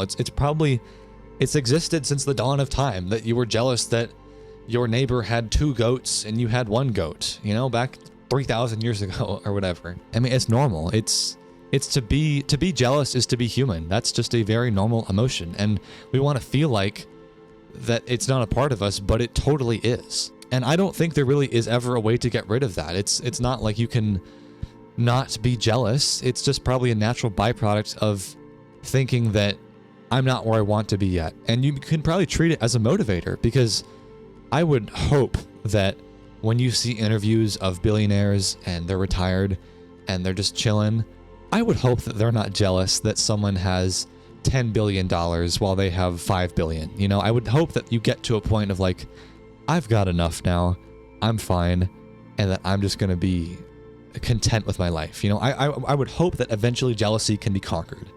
Maybe that's naive to think, because in a lot of ways, I probably should be more relaxed in the position that I am at my age, and I should recognize that I'm doing perfectly fine. But hey, maybe I'm just wishful thinking, you know? Because again, I think that a lot of us are going to always feel like we're on that treadmill of thinking, oh, if I just had what that person had, I would finally feel okay. You know, when I'm finally rich, I will, you know, I'll be completely content with myself. But of course, that's just not how it works. You know, I feel like I saw a clip from Jim Carrey the other day where he was talking about this, because he's been famously quite a outsider to Hollywood, and he doesn't give in to the typical whatever agenda of Hollywood. He's his own person, and he said things before like, man, you can have millions of dollars and be completely successful from society's view and still be incredibly unfulfilled and maybe jealous that you don't have what this other actor has, right? And I've been grateful to hear words from someone of that level of success that, hey man, I feel in some ways the same way you do. And you know, you can always say like, oh, that's just celebrities trying to appear as more humble and to pretend that their $100 million net worth is somehow not influencing their life in a positive way. Like, I know there's a part of that, and some people try to appear more humble than they really are, but still, I think there's something to be gained from listening to people that have already gotten to the top of the mountain and to realize, hey man, they still get jealous too. So I guess what I'm trying to say with this talk is that if you've been feeling jealous lately, it's not that you're a bad person. It's not that you are immature and petty. You're probably just a little insecure like literally every other human on Earth. It doesn't mean that you hate people or that, you know, that you are ungrateful for the opportunities that you have. It just means that you probably need to reevaluate and reconnect with what your goals are, and to realize like, hey, maybe I don't need to have a super yacht. maybe I just want to have this and a fulfilling lifestyle and people that listen and look up to me. I don't need all this extra stuff. Jealousy can be a very powerful tool to cut away the parts, cut away the fat, basically, to get rid of the things that you know are not really that important, that, like, hey, I don't really care about these Instagram highlight reels that I'm seeing. That's not really what I want. Like I said earlier at the start of the talk, I don't need a Bugatti. I just want to feel like I've got the freedom to make my own choices and to not be bogged down with financial stress. I think we can all relate to that. And jealousy can be used as a powerful motivator. It's not a threat. It's more just like a signpost to show you the path of where you want to get to and avoid the pain. Jealousy can show you that you don't want to stay here forever. You don't want to sit in your pit of misery forever. You want to get out of there. And once you know where to go, you can actually start doing something about it. But until then, I mean, I know I'm still going to be comparing myself to others. I'm still going to want to be more successful and make more money, but hopefully I will be a little bit less jealous than I was yesterday. That's all you can really hope for. So here's another topic, another one to scratch your brain to. I have been thinking about the internet a lot. I don't really know who I am without it. You know, like the chronically online idea that we've all heard. I want to talk about that a little bit. So I grew up online, like most of us did. I can't imagine there's that many 40, 50-year-olds that are watching that didn't really grow up with the internet, at least not in the way we did with social media. And, you know, our humor, our references, the memes, music taste, everything, even the way we talk, you know, like slang, it all kind of came from the internet, you know, like YouTube and Discord, and I never used Twitter or Reddit, but like, you know, those things. And it's not like the internet was just there and we just grew up alongside it. It influenced us. It shaped us, our personalities, and maybe it didn't fully shape us, but it definitely has created a shared personality type that I think we can all relate to. Like when I'm on the internet and I'm playing games with people, you just kind of get each other in a certain weird international unified way because we all grew up with this thing. And in a way, I think that's a good thing. You know, it brought a lot of us together and we have shared ideas and the ways that we think about the world now. And I think before the internet, it was easier to be in your own bubble. And I mean, you could still be in a bubble, but like where you grew up physically without the internet was completely different than somewhere across the world. And, you know, maybe to a certain extent, it still is very different, but I think the internet has brought a lot of us closer together. And I think that's a good thing. But at the same time, I've started to realize that I don't really know what is me, you know, and what stuff that I absorbed from being chronically online and what truly is my personality, right? Because when you're a kid and you're younger, you're like a sponge, you know, you absorb anything. Kids are very impressionable, and the things that they are taught, they will take in and listen to, and that becomes their personality. And so when you grow up with the internet, with all this online stuff like memes and videos and drama and different slang and whatnot, that kind of becomes your default worldview without you even realizing it. Like the way that I joke with people, you know, the slang of, you know, being like, oh, my attention span, it's cooked. You know, like the way that we talk, the way that we even process emotions and stuff, and the way that we are overly desensitized to things, that is probably because of the internet, you know, and it's filtered by the trends and the ways that we consume content on the internet. And that, I think, could be the scary part. The fact that the internet isn't just where we go, it's like who we are. It's kind of where we were raised. And maybe that's not wholly a bad thing, but it does have some consequences to think about. And don't get me wrong, I love the internet. My job is from the internet. It's helped me in so many ways. It's helped me make friends and connect with people and have a medium to hang out with my old friends through stuff like playing Civ 5 on Discord and just playing Minecraft together. It gave me a platform. It's given me everything, pretty much. I owe so much to the internet. But it's also kind of terrifying how dependent I am on it and how much we rely on it, and that without it, it's like, well, I don't know what to do with myself. Like when the power goes out, I sometimes get a little bit depressed and directionless and like, well, I mean, what am I going to do? Read a book in the dark with a candle? Like I'm some sort of 18th century, you know, aristocrat? I don't know. Probably not, right? And this internet just has this weird pull where it's like you can't even help but pull your phone out when you're in a line because you need to have some way to connect with the internet because you're so incapable of just being by yourself in a very analog way, where you're not connected to the cloud and you're not looking at shorts every possible second of the day. You're not scrolling. It's weird, man. It's really weird.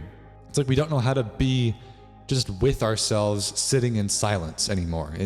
I don't feel like I've personally gotten to that place, and I feel like sometimes when I'm standing in line and everyone else is on their phone, I almost have a weird like ego and badge of honor. I'm like, well, I don't need to be on my phone. And I feel like it feels good to just be standing there being like, I can just exist and not have to go on my phone. But at the same time, I'm not acting like I'm some saint here. Like when I'm in my bedroom and I'm waiting for like a video to upload and I'm just sitting here, I'll often just scroll on my phone. Like I absolutely will look at YouTube shorts, and it's not because I'm wanting to, it's just because it's been engineered to be really stimulating and interesting. And it's kind of crazy to think about how dependent we've all become to the internet. And again, I don't know where the line is between knowing whether or not my personality is actually me, or if it's just because I've been so shaped and molded by the internet and the things that I have seen. Because I want to emphasize that point about desensitization, if that's the word. I do feel like the internet has come with some really big consequences, and I don't know if it's a good thing for just your random teenager or kid to just be able to go and look at anything on the internet. Because, dude, I have definitely have some long-lasting, I think it's fair to say trauma, like straight up like symptoms of trauma sometimes, of like, I've seen some crazy stuff on Reddit, I'll just put it that way, and stuff that I probably shouldn't have been looking at when I was a kid. And it does make me think like, man, that probably has some lasting impacts, you know? And it creates a weird, almost like Stockholm syndrome in a way. I think that's the term, right? Where you're kind of like dependent upon something that has harmed you. I think that's correct, right? It's like you have spent so much time with this one thing that has given you so much, and that you have been so elevated by, because I do think the internet as a whole has produced positive influences for society. At the same time, it also has brought many negative consequences. And to me, I have definitely consumed content and seen things that I wish I hadn't.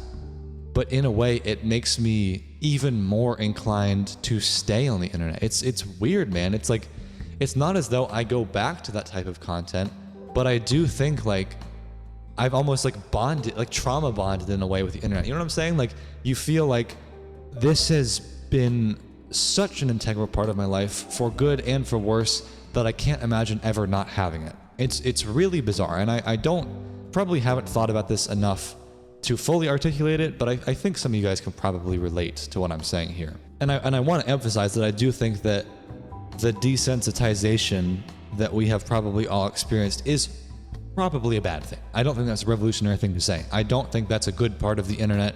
I think that in a lot of ways it has made many of us less empathetic.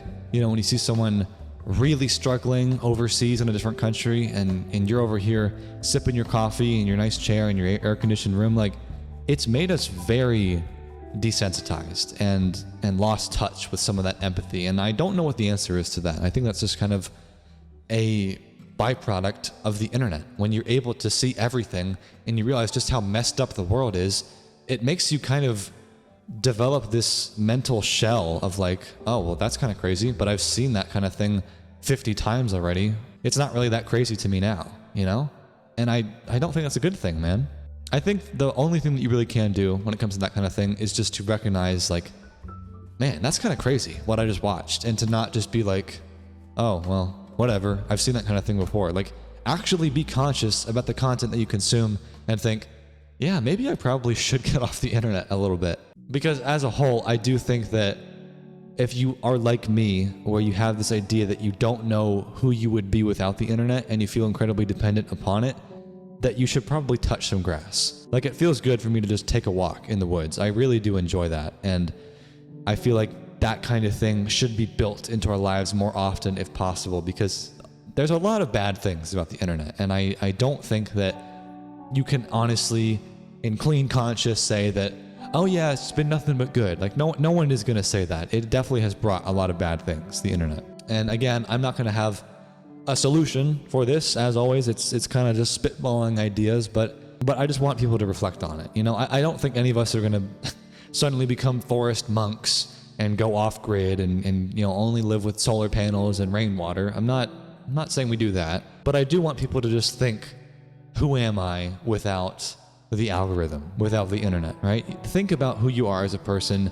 independent of all of these platforms and websites that we use, because it's important to know who you are at the end of the day. It's good to slow down and just feel human, and to not just think that you are just some NPC absorbing all of this data 24/7. Like, just take a step back, go walk in the woods, and just think sometimes, and sit on a bench, you know? Think about who you are as your name, not your alias, not your Minecraft username, not your Twitter handle. Don't think about how many followers you have. Just think about who you are as a person.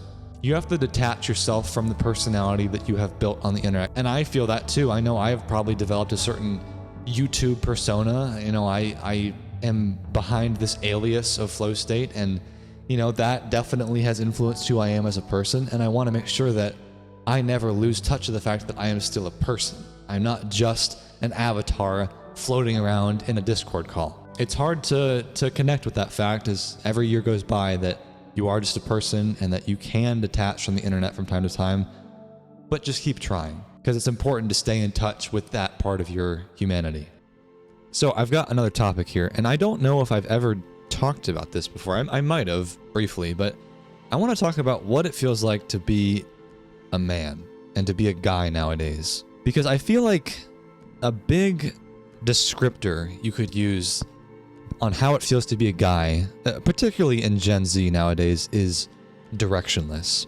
And it's not like you feel like you're falling apart. At least I don't. You know, I feel like I'm still showing up and making stuff and supporting people like my girlfriend through school. But deep down, I just feel like I don't really know what to do half the time as a guy. I don't know if they don't really ever taught me how to figure it out, or what the core principles are that you should embody as a man. You just kind of have to figure that out yourself. And I feel like a lot of guys have resorted to the internet dads, you know, the Andrew Hubermans, the Jordan Petersons, you know, those kinds of men. I mean, I'm not saying I agree with everything they say, of course not, but I do feel like a lot of guys, they look towards male role models on the internet, or maybe some other examples is like Dwayne from Dry Creek Wrangler, or Noel Diesel, I think is his name, Dazel, you know, that giant bodybuilder guy. Like, there's just like male role models that we look to, because a lot of us didn't really have strong male role models growing up. But yeah, so I think that when it comes to being directionless, I think a lot of young guys, they grow up with this weird combo of pressure and silence. Like, there's this unspoken expectation that you're supposed to figure life out and be successful and be a protector, you know, like a strong male figure, you know, stay strong. But no one ever really sits you down and explains how you actually do that. Like, you're just kind of expected to know, you know, you're a man, figure it out, get a job and be confident and find your perfect partner and be stoic, but also be emotionally available and make sure you lift weights too and be muscular and make tons of money and be a good person. But like, oh, is that all? Is that all you need? It's like, where are the instructions? You know, like, I don't know how to really be all of that at the same time. I'm just trying to keep my head above water half the time. And if you don't have a strong role model or older brother or dad who talks to you about this kind of stuff, then it's really easy to just drift. Like, you wake up one day and maybe you're in your 20s, maybe you're in late 20s, like you're 28 or something, and you're like, man, I don't know what I'm doing. I know that I'm supposed to be a man, and I'm supposed to go to work and come home and be there for my girlfriend if you're fortunate enough to have one, or I got to make sure that I'm, you know, staying fit and also make sure I get my hobbies in, like play some games or whatever. But it's like, none of that feels like it's necessarily building towards something. It's just kind of, it's directionless. That's really what it is. It's different than the previous talks I was having about, you know, having a goal and making sure that you're working towards something. Like, being a man and embodying the qualities that make a good man are not necessarily goals per se. They're just kind of like tenets to follow. They're principles to abide by, like being honest and empathetic and being gentle, but also being strong. Like, you don't just like, I mean, I guess you can work towards that, but it's kind of just feels like a thing that you're supposed to embody. But I don't know, it's weird. You know what I'm saying? It's just kind of, it's not like a goal that have clearly outlined steps where, okay, once I do this, I will finally be a man. It's kind of just like principles that you want to make sure that you are fulfilling. I think it's definitely gotten better with recent years that, like I said, there are definitely male role models on YouTube now, and there are definitely positive influences, but I feel like still there just needs to be more talk about it. Like, you don't have a lot of people to go to, at least I don't in my personal life, of a male role model where I'll say, hey, let's talk about this thing. Like, it's not like it's easy to do that in real life for me. And I think that it's just kind of a long-standing culture where, at least with my friends, we're able to have deep conversations if we need to do that, but it still feels like it's not effortless, and it feels still kind of taboo to, you know, go up to your friends and be like, hey guys, I gotta talk about something. I'm feeling kind of directionless right now. It just feels kind of icky in a way to be a man and to admit that. And it's admirable. It absolutely is the right thing to do, to admit when you need some help. But so many guys are bad at that, man. It's probably one of the biggest weaknesses of men.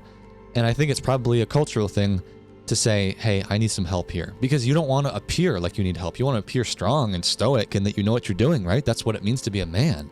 But you just bottle it up. You know, you maybe joke about it. You kind of throw hints around that you need some assistance, some guidance, but you're just going to probably inevitably push it down with your distractions or your coping mechanisms, or you pretend like you've got a big plan, even if you just, you know, made it up on the spot. I know I've had moments like that where I kind of gave like BS answers about what I'm doing with my life because I didn't really know what I wanted to do, but I didn't want to appear like I didn't know anything about my future. I wanted to seem like I kind of knew what I was doing, but you just feel directionless again. And inside it's going to eat at you, that feeling of like, I'm supposed to be doing something. I'm supposed to be becoming a better man and being who I'm supposed to be, but I'm not. Again, I think it's a different thing because these are not clearly outlined steps to becoming a man. There's just little moments that are going to make you realize that you need to be better. Like, I think it's really good when you mess up and someone calls you out on that, because for me, I have become so much more conscious of that kind of thing. And I know, hey, if I'm going to become a good man and if I'm going to embody the qualities that I want to, then I need to listen to the social feedback that I've been given.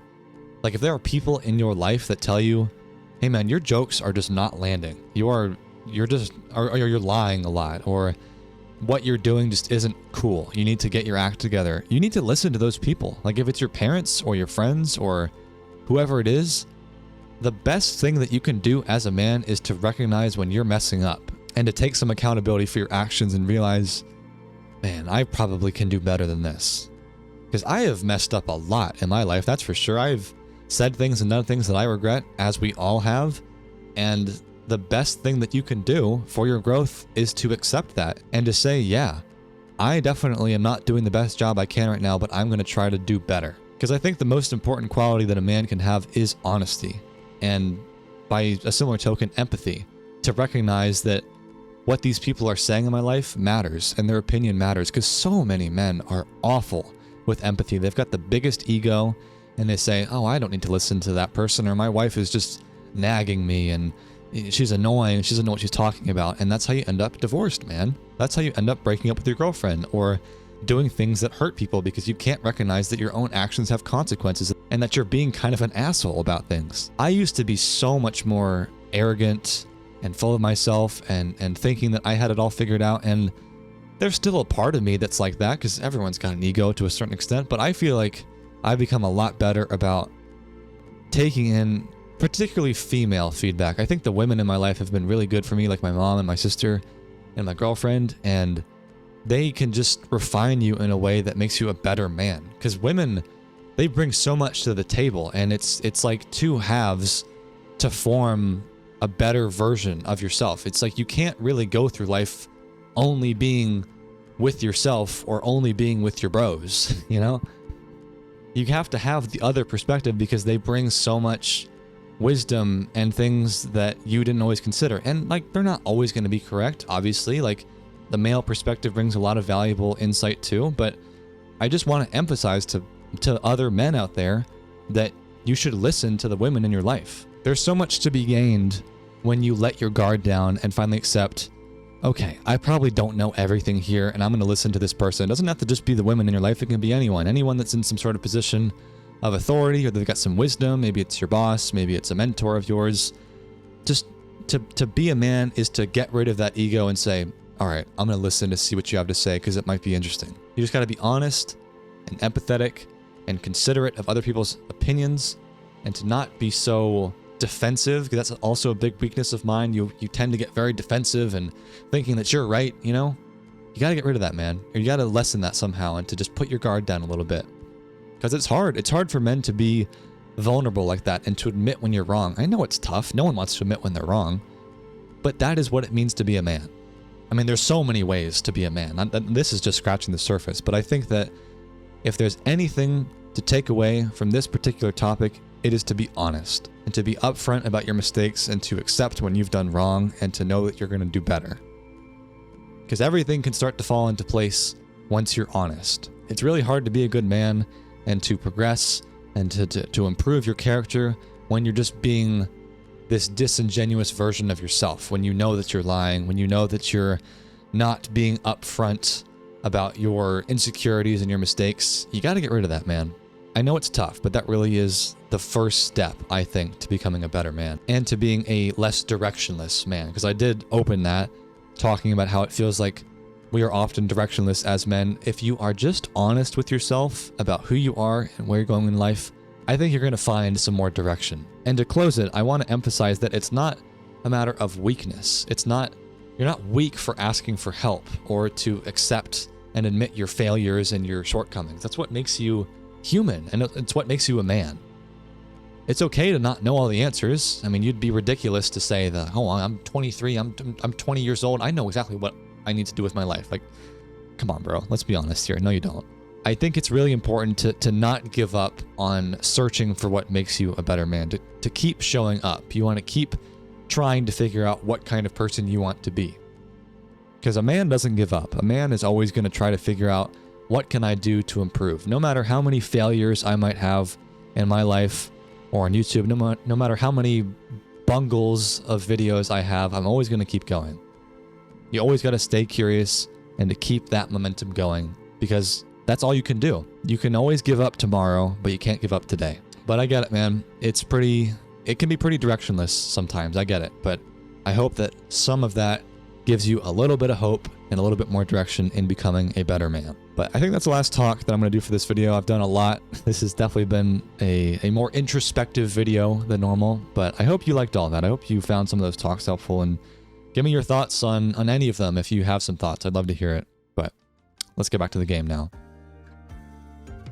Okay, now we're back to the game. I know that was a lot of talking. That was like 30 or 40 minutes straight, but I had a lot of stuff on my mind, man, so hope you found those helpful. But now I want to get back to survival. So I actually have quite a bit of stuff now. I've already organized my inventory, and I got a lot of stuff from the Nether. Like, I got a lot of tools from the elite mobs, these like fortune pickaxes, and I kind of lost a lot of armor. You know, like I've just got like trash iron armor now, and I was thinking about just doing another mining trip.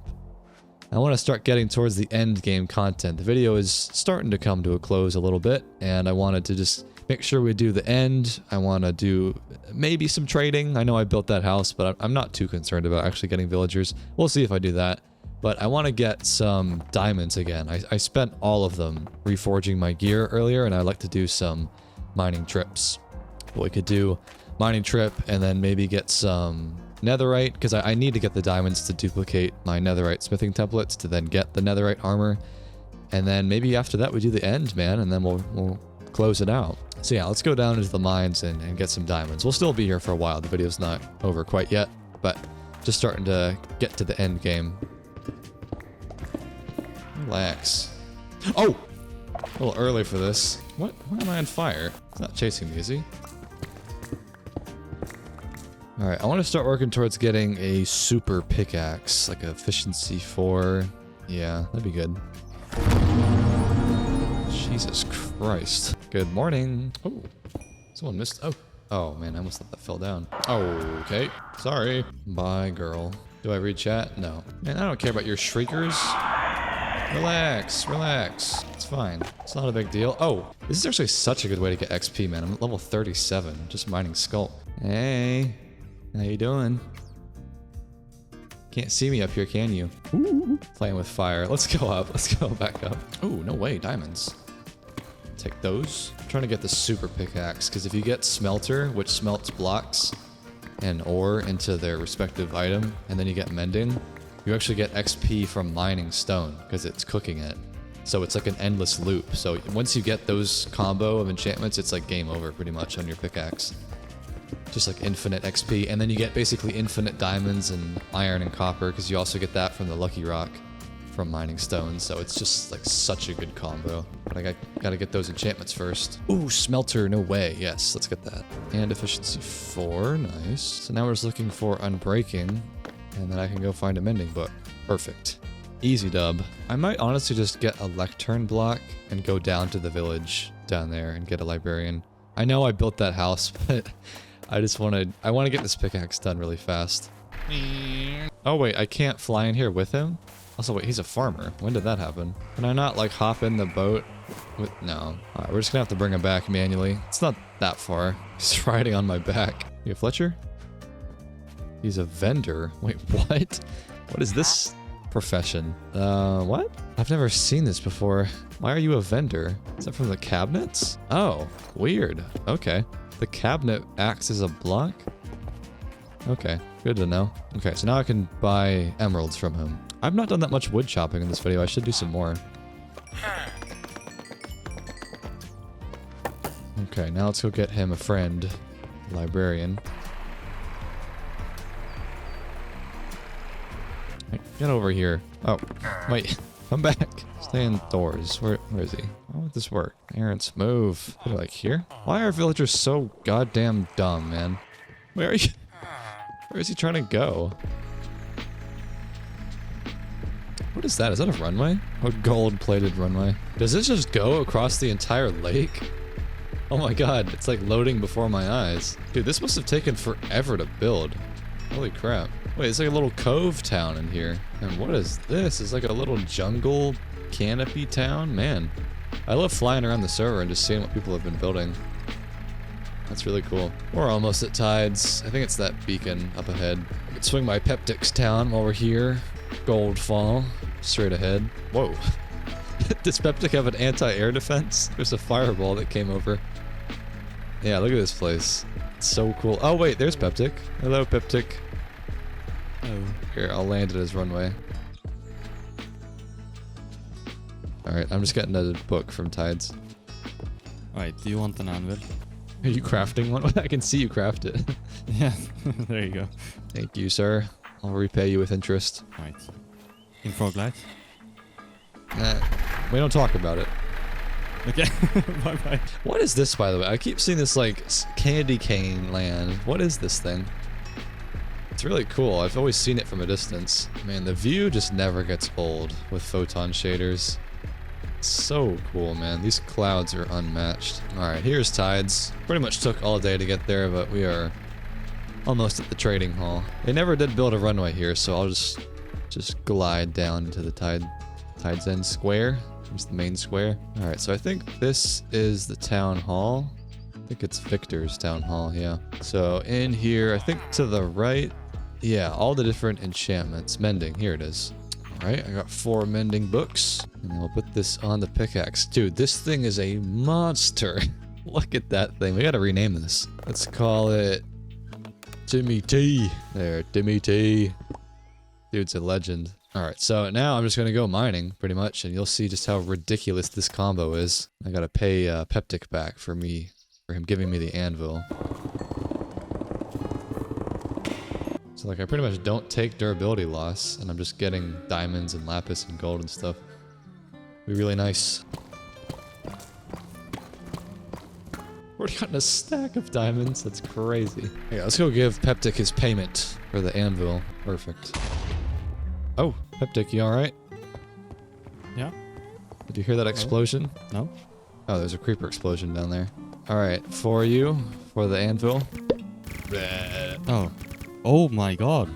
Trust me, I got a lot. All right, let's head home. Let me dump off my stuff and we'll keep mining. I'm just trying to get a ridiculous amount of diamonds so that I will have enough to reforge my gear, because I still don't have like all legendary unique gear. I mean, I'm wearing, you know, iron armor for God's sake. I want to get like all diamond gear, max it out to all unique modifiers, and then upgrade that into netherite, and I just need a lot of diamonds to do all that. All right, here we are, back home.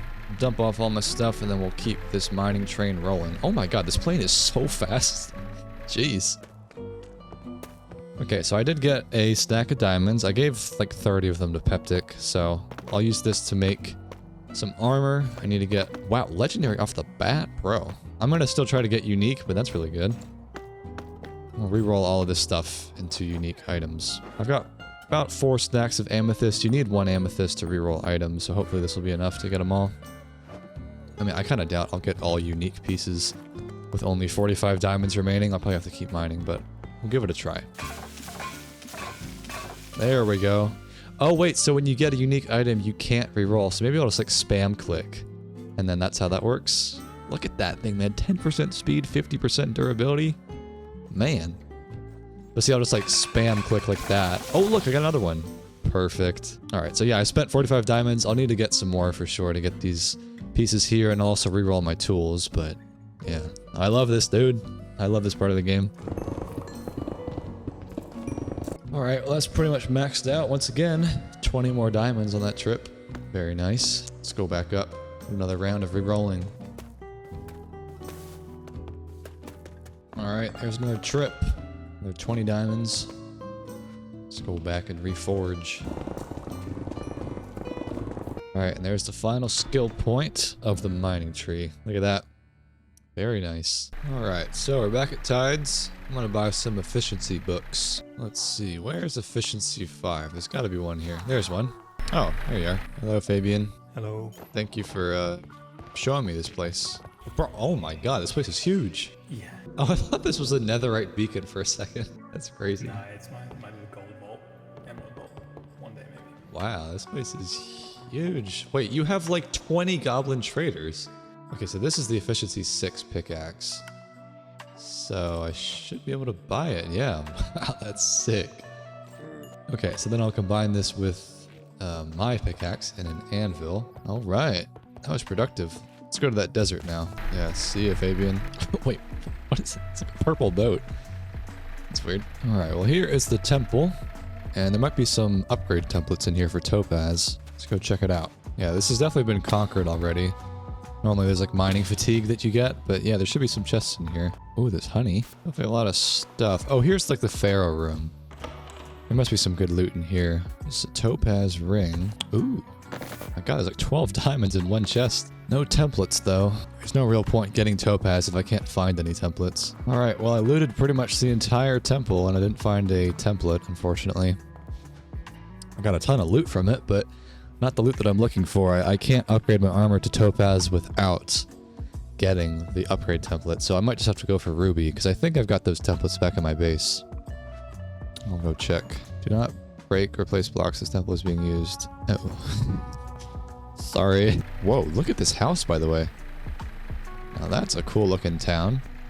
Look, wait, I've never seen this place before. This is like a whole little village.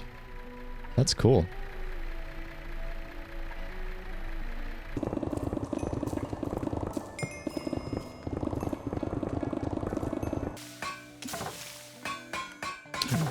Yes. Finally. And it's got reach on it too, baby. 4 diamonds to go. All right, so there's my unique netherite pick. And then to get rubies, you find those in the nether. And I don't think I have any yet. I've got this type of ruby, but that's not from the same mod. That's a different one. So let's go to the nether and try to find some rubies, and probably some more netherite wouldn't hurt too.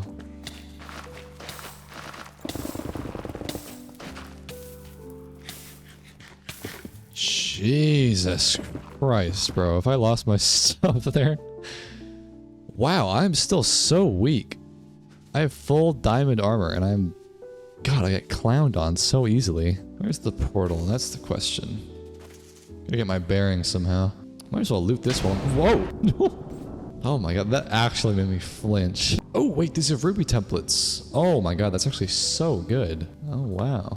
Unless you're already on your way, but damn, that's a good find. God, that guy is so fast.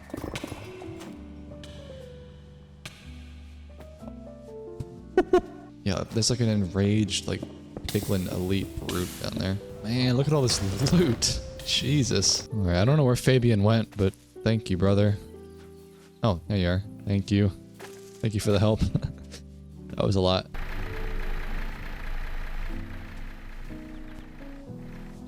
I'm gonna definitely probably do a talk on that soon, by the way, of all the, like, people that come in the chat and...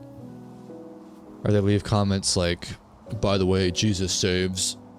Like, okay.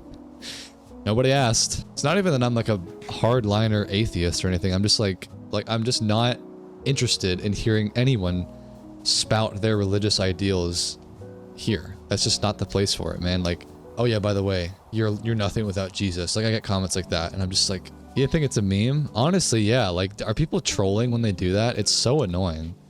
I don't think they are though, man. I think those people genuinely are like spreading the gospel, and they really want to make sure that everyone knows it. And I've literally, on the daily, I get comments like, hey, I just want to let you know you seem really lost, and just know that your life is not going to be complete until you surrender yourself to Jesus. It's like, shut the fuck up, bro. It's so arrogant, and it's just like, oh yeah, your life is going to be incomplete until you follow my ideology. It's just, oh my god, the indoctrination and the arrogance of it all, it really annoys me. It annoys my friends more than it even annoys me. I just kind of take it on the cheek, but golly. Again, I'm not even that big of an atheist. I'd say I'm agnostic, really. I'm not convinced by either argument, but the approach that these people take is all wrong, in my opinion. People want to project their own values on others rather than just living their lives. That's the distinction, man, is that, like, I, for a living, pretty much share ideas and talk about what I think and my opinions, but you will never, ever catch me say, oh, your life is going to be incomplete until you listen to me and until you follow my ideas. That is so arrogant. I'm never going to do that to anyone, and I'm so irritated when people think that their way or the highway, and they think that this is the only possible way that you could be happy. It's so ridiculous. Like, why am I raging? Like, yeah, because I get these comments every single day, probably like 3 to 5 a day, and I'm always deleting them. And, you know, in the chat, people are like, oh, by the way, bro, God is good. Like, nobody asked. It's just, no one does it besides Christians. That's the thing. I don't see anyone that's Jewish or Islamic or Buddhist or whatever. No one else really does this. It's just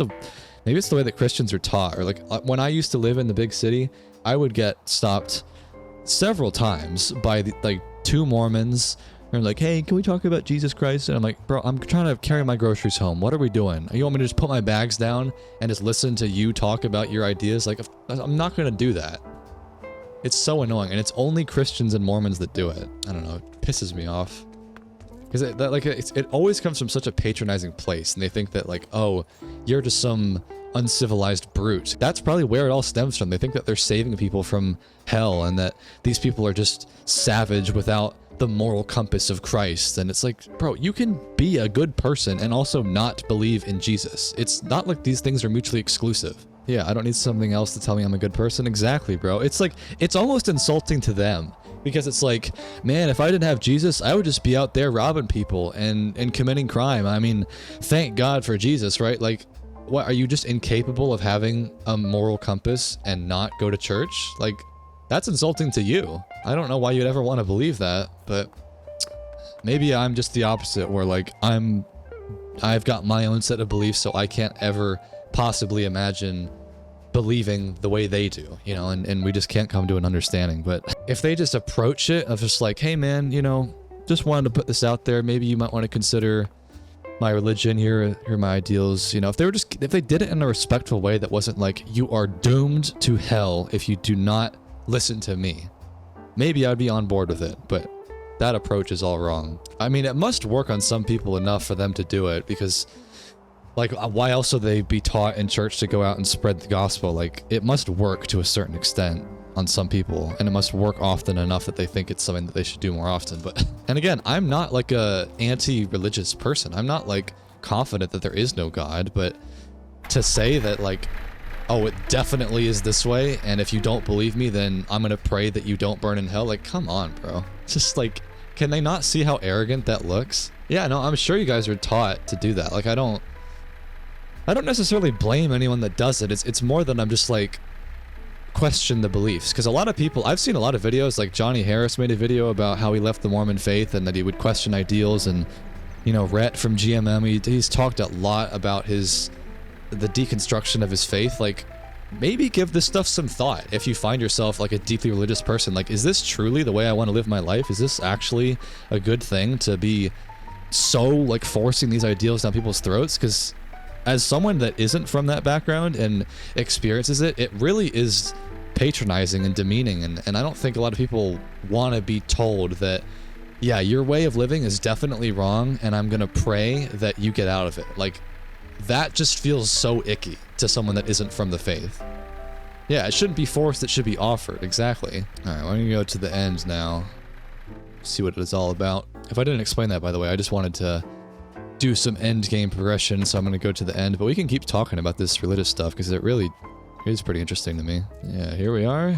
The end. Oh man, that's cool. Yeah, we already beat the Ender Dragon. We did a event on the SMP, but we can fly out there. There's probably gonna be a gateway somewhere. Alright, I'm looking for ametrine out here. It's a special type of ore.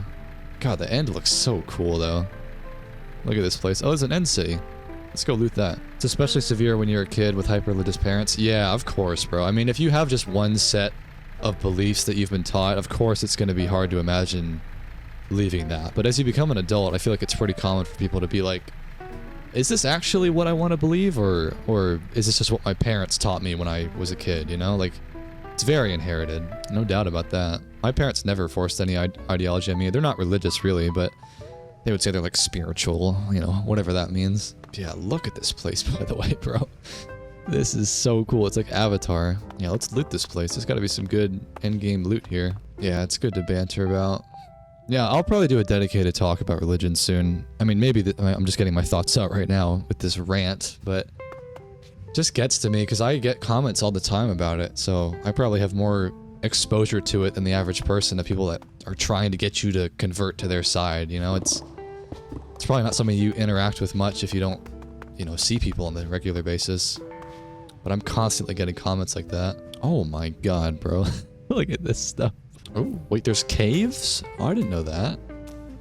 That's cool. Oh, is that some? What is that? There we go. Yeah, here's some. That's Nicoium. Yeah, 21. Wow. So I just need like maybe 40 of it. It kind of acts like netherite, so it shouldn't be too hard to get some more. Like, look at this, dude. It's so cool. Like, it makes living in the end actually feasible. Look at that tree. Oh my god. Yeah, this place is really cool. Alright, let's head home. Alright, let's go upgrade my gear. Once I do that, I want to just farm out some skill points and really get into the tree that I've been working on, like the skill tree, and then we'll probably be pretty close to being done, man. This has been a hella sandbox. This is super cool. I want to revisit this idea for sure in the future. Let me empty out my plunder first. Oh my god. Where am I digging into? Dude, that actually could have been terrible. That was like the scene from The Incredibles. God, I've gotten a lot of diamonds though. Jesus Christ. Alright, there's a unique sword. Wow, that's actually pretty trash. Like, not really a lot of benefit from that, but oh well. Let's do the axe next. Okay, not very lucky on that one. Alright, there's my ruby sword. Absolute beast. Doesn't even fit on the screen. Dude, look at this thing. Look how quick it is. Oh my god. We could farm up some XP in the nether real quick. Dude, it's just not even close. It's ridiculous. Oh my god. This is crazy strong. Alright, man. There's the final skill point of the main skill tree. That is so cool. Look at that. Got the Path of the Berserker. Oh, Peptic. Did you hear I was hungry? Yeah, I did. Thank you. I'm just resorting to stinky, rotten flesh. I'll take that actually. I need leather. I'll just take a few apples. Maybe a few carrots too. Here's a tip for your troubles. Oh, thank you. Alright, dude, yeah, so I've never done this. I've never actually finished this main skill tree, but let me tell you, this is by no means the end of this mod. There is now an ascendancy tree, and there's a specialization tree. So I just unlocked this by selecting the path of the berserker. So there's like specialized abilities I can get now. I mean, we were just getting started. We can get like specific abilities and more effects. I don't even know what any of this stuff does. And then there's also an ascendancy tree, which is gargantuan. I'm not going to do this in this video. This is just like, you know, you can essentially pour dozens and dozens of hours into ranking up your skills even beyond the base skill tree. So really cool. Hey, what's going on? Get out of here, Cerberus. I'm getting chased by a demon dog. Yeah, I'll do a little bit more ranking up my skills. We'll keep going a little bit more, but I won't finish that because it can take you a very long time. Let me get my bearings, you guys. Jesus. I'm getting blinded. It's so fast, bro. The attack speed is crazy. Look at this. It's insane. Putting them through a blender. Okay, time to go, time to go, time to go. Ooh. No. No way. After all that, after the entire video, we are at square one? No shot, bro. I had my flamingo ready to go, and I got yeeted into the void, and I fell. Are you serious? Are you serious? I didn't even do that on purpose, bro. That was actually a straight up accident. But, oh my god. I mean, I can probably get back to that stuff. I know kind of where it is, but... Man, I have my biplane on me again. Oh, what's up, dude? Oh, wait. A biplane, thank you. Appreciate it. Yeah, we can't go out like that. We gotta end on a high note. Thank you. Thank you, thank you. I mean, I kind of know how to get back to that spot. I think I know how to do that. We can do it. Okay. I know it's this way, roughly speaking. Okay, after doing this already once, I should have a good grasp on where I was, and I was a little bit closer this time. So this is doable. Yes, thank you for that biplane. Appreciate it. So you go through the enchanted forest. Oh, Peptic. Where was he? I heard his voice. I'm behind you. Oh, there you are. All right, I think I know where to go. No, this is not the end. No, sir.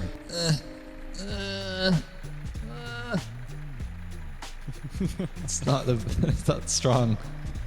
There we go. And then down through here and to the left. And then there's the bridge, right? And there's the canopied portal. We keep going this way. And then we go through here. There's another bridge down below. Can you imagine playing this game without biplanes, bro? This is so useful. And then we go through here. The fortress is just over the clearing. And then so I go to the right. The flat Enderman farming spot is straight ahead, I think. And then I believe it's just kind of straight ahead, like right around here. Bro, wait, the anti-air defense is coming out. They don't want me to get my stuff back. Okay, I was right around here. I think this is, yeah, this looks very familiar. There's my torches. Whoa, whoa. They ain't going down without a fight. I have no idea even where you died. Oh wait, Peptic. I don't have a sword. At all? I don't have anything. Peptic, defend me. No. No. Oh, Do you have any food? Here, dig into the wall. I don't have a pick. Oh, thank you. Okay. Okay, I think my stuff was like right. I like got yeeted over this way. Oh wait, there's piglins. Oh, didn't I get yeeted like into the void over here? Oh, there's a trader over there. Oh my god, there's so many piglins underneath us. Oh, I swear it was like right over here. Maybe it was more that way, or was it right here? Yes. Yes. Piglins ain't got shit on me. That's what I'm talking about, baby. Yeah. Oh, Yes, your boy's back in it. Yeah. That's what I'm talking about. Oh, Peptic. I need vengeance. I gotta find a whole family and their whole bloodline. oh my goodness. Where are they? Where are they? I'm bloodthirsty. Let me at them. Yeah. Come at me, little bitch, huh? That's what I thought. Oh, is that all you got, huh? Is that all you got? Oh, look at all of them. They're waiting in line. Yeah. Step right up, step right up. Die, die, die. Get me out of this cobweb. Oh my goodness. What am I hearing? Yeah. Yeah. Wait, Oh. What is going on? What, is this all you guys got, huh? Oh, shit. Wait, hold on. They're summoning the whole Piglin Avengers. Okay, I might have gotten a little bit too cocky. Maybe. Dude, there's like 30 of them. Look at them. What is going on? Come at me, huh? Come at me. Y'all get. Whoa, what the fuck? It's like. So. There's like a whole army of them. Oh my god, there's like a whole... they're turning into a liquid. Oh wait, I lost my armor. I have no armor left. Oh my god. I have no armor at all. What happened? It all broke. Whoa! It was the Sonic Boom scroll. Channeling your inner warden? Oh my god. Yeah. Here, let's finish him off once and for all, Peptic. Get rid of these last few stragglers. Get out of here. Whoa. Die, die. Everyone die. God, where are they coming Dude, that ability is so cool. What do you need this XP for? Wait, no. Nope. I couldn't reach. You alright down there? Did you hear that? I heard the lightning and the thunder. Oh, there you are. Oh. Oh, wait, it's not. Oh. Oh. Oh, I'm blind. Oh my god. Get away from Peptic, you fiends. Oh my frame rate. What is going on? Dude, they keep coming. There's like a whole army of them at all times. This is insane. My FPS is terrible. So is mine. Peptic, we gotta get out of here, Lag. Peptic. Yeah. Oh my god. They're trying to DDoS me now. Oh my god, I got out of there alive. That's crazy. Jesus. This is like an Eldritch Elden Ring boss fight that just doesn't stop. I'm trying to spend my skill points, man. Alright, Peptic. I think we get out of this hellhole already. I think so too. Let's get out of here. Yeah. Oh! They broke my plane! Wait, I didn't pick it up. Where's the biplane? They shot my biplane out of the sky. Oh, what happened? They shot my biplane out of the sky. No. With a fireball. Where is it? It must be down there somewhere. Ain't going down without a fight. My god. It's the blindness that's so annoying, man. Alright, you guys want to tango, huh? Let's fucking tango. Die, die, die, die, die, die. Yeah, that's what I thought. Oh, Flo. What? Hop on. Oh, let's get out of here. Let's get out of here. Oh my god, I didn't get the plane. Oh, it sucks. Man, this is much more peaceful though. Oh my god, bro. That was... Oh, no. Oh. Dude, it's like we're doing an extraction out of Somalia as like Navy SEALs. Yeah. That was ridiculous. That was another adventure. Like that was the most chaotic Nether adventure I've ever witnessed. Yeah, that was pretty bad. Oh, that was crazy. What a finale for the video, dude. Oh my god. Yeah. Here we are. Seems fitting to start the video and end the video in the same spot, right? Man, that was an adventure, Peptic. That was crazy. Well, Oh, so chaotic. thank you for saving me. As like the third time this video, I swear to God. Yeah. You're welcome. It was fun. I appreciate it, brother. Alright guys, well, that is the Sandbox video, I think. So, let me know if you liked the concept. This was the first time that I really did creative mode and survival mode merged in one. I think it was a blast, especially the finale of that was crazy. So, I hope you enjoyed it. I certainly had a great time. I might run it back again, do another thing like this in the future. But in the meantime, I'll see you guys in the next one.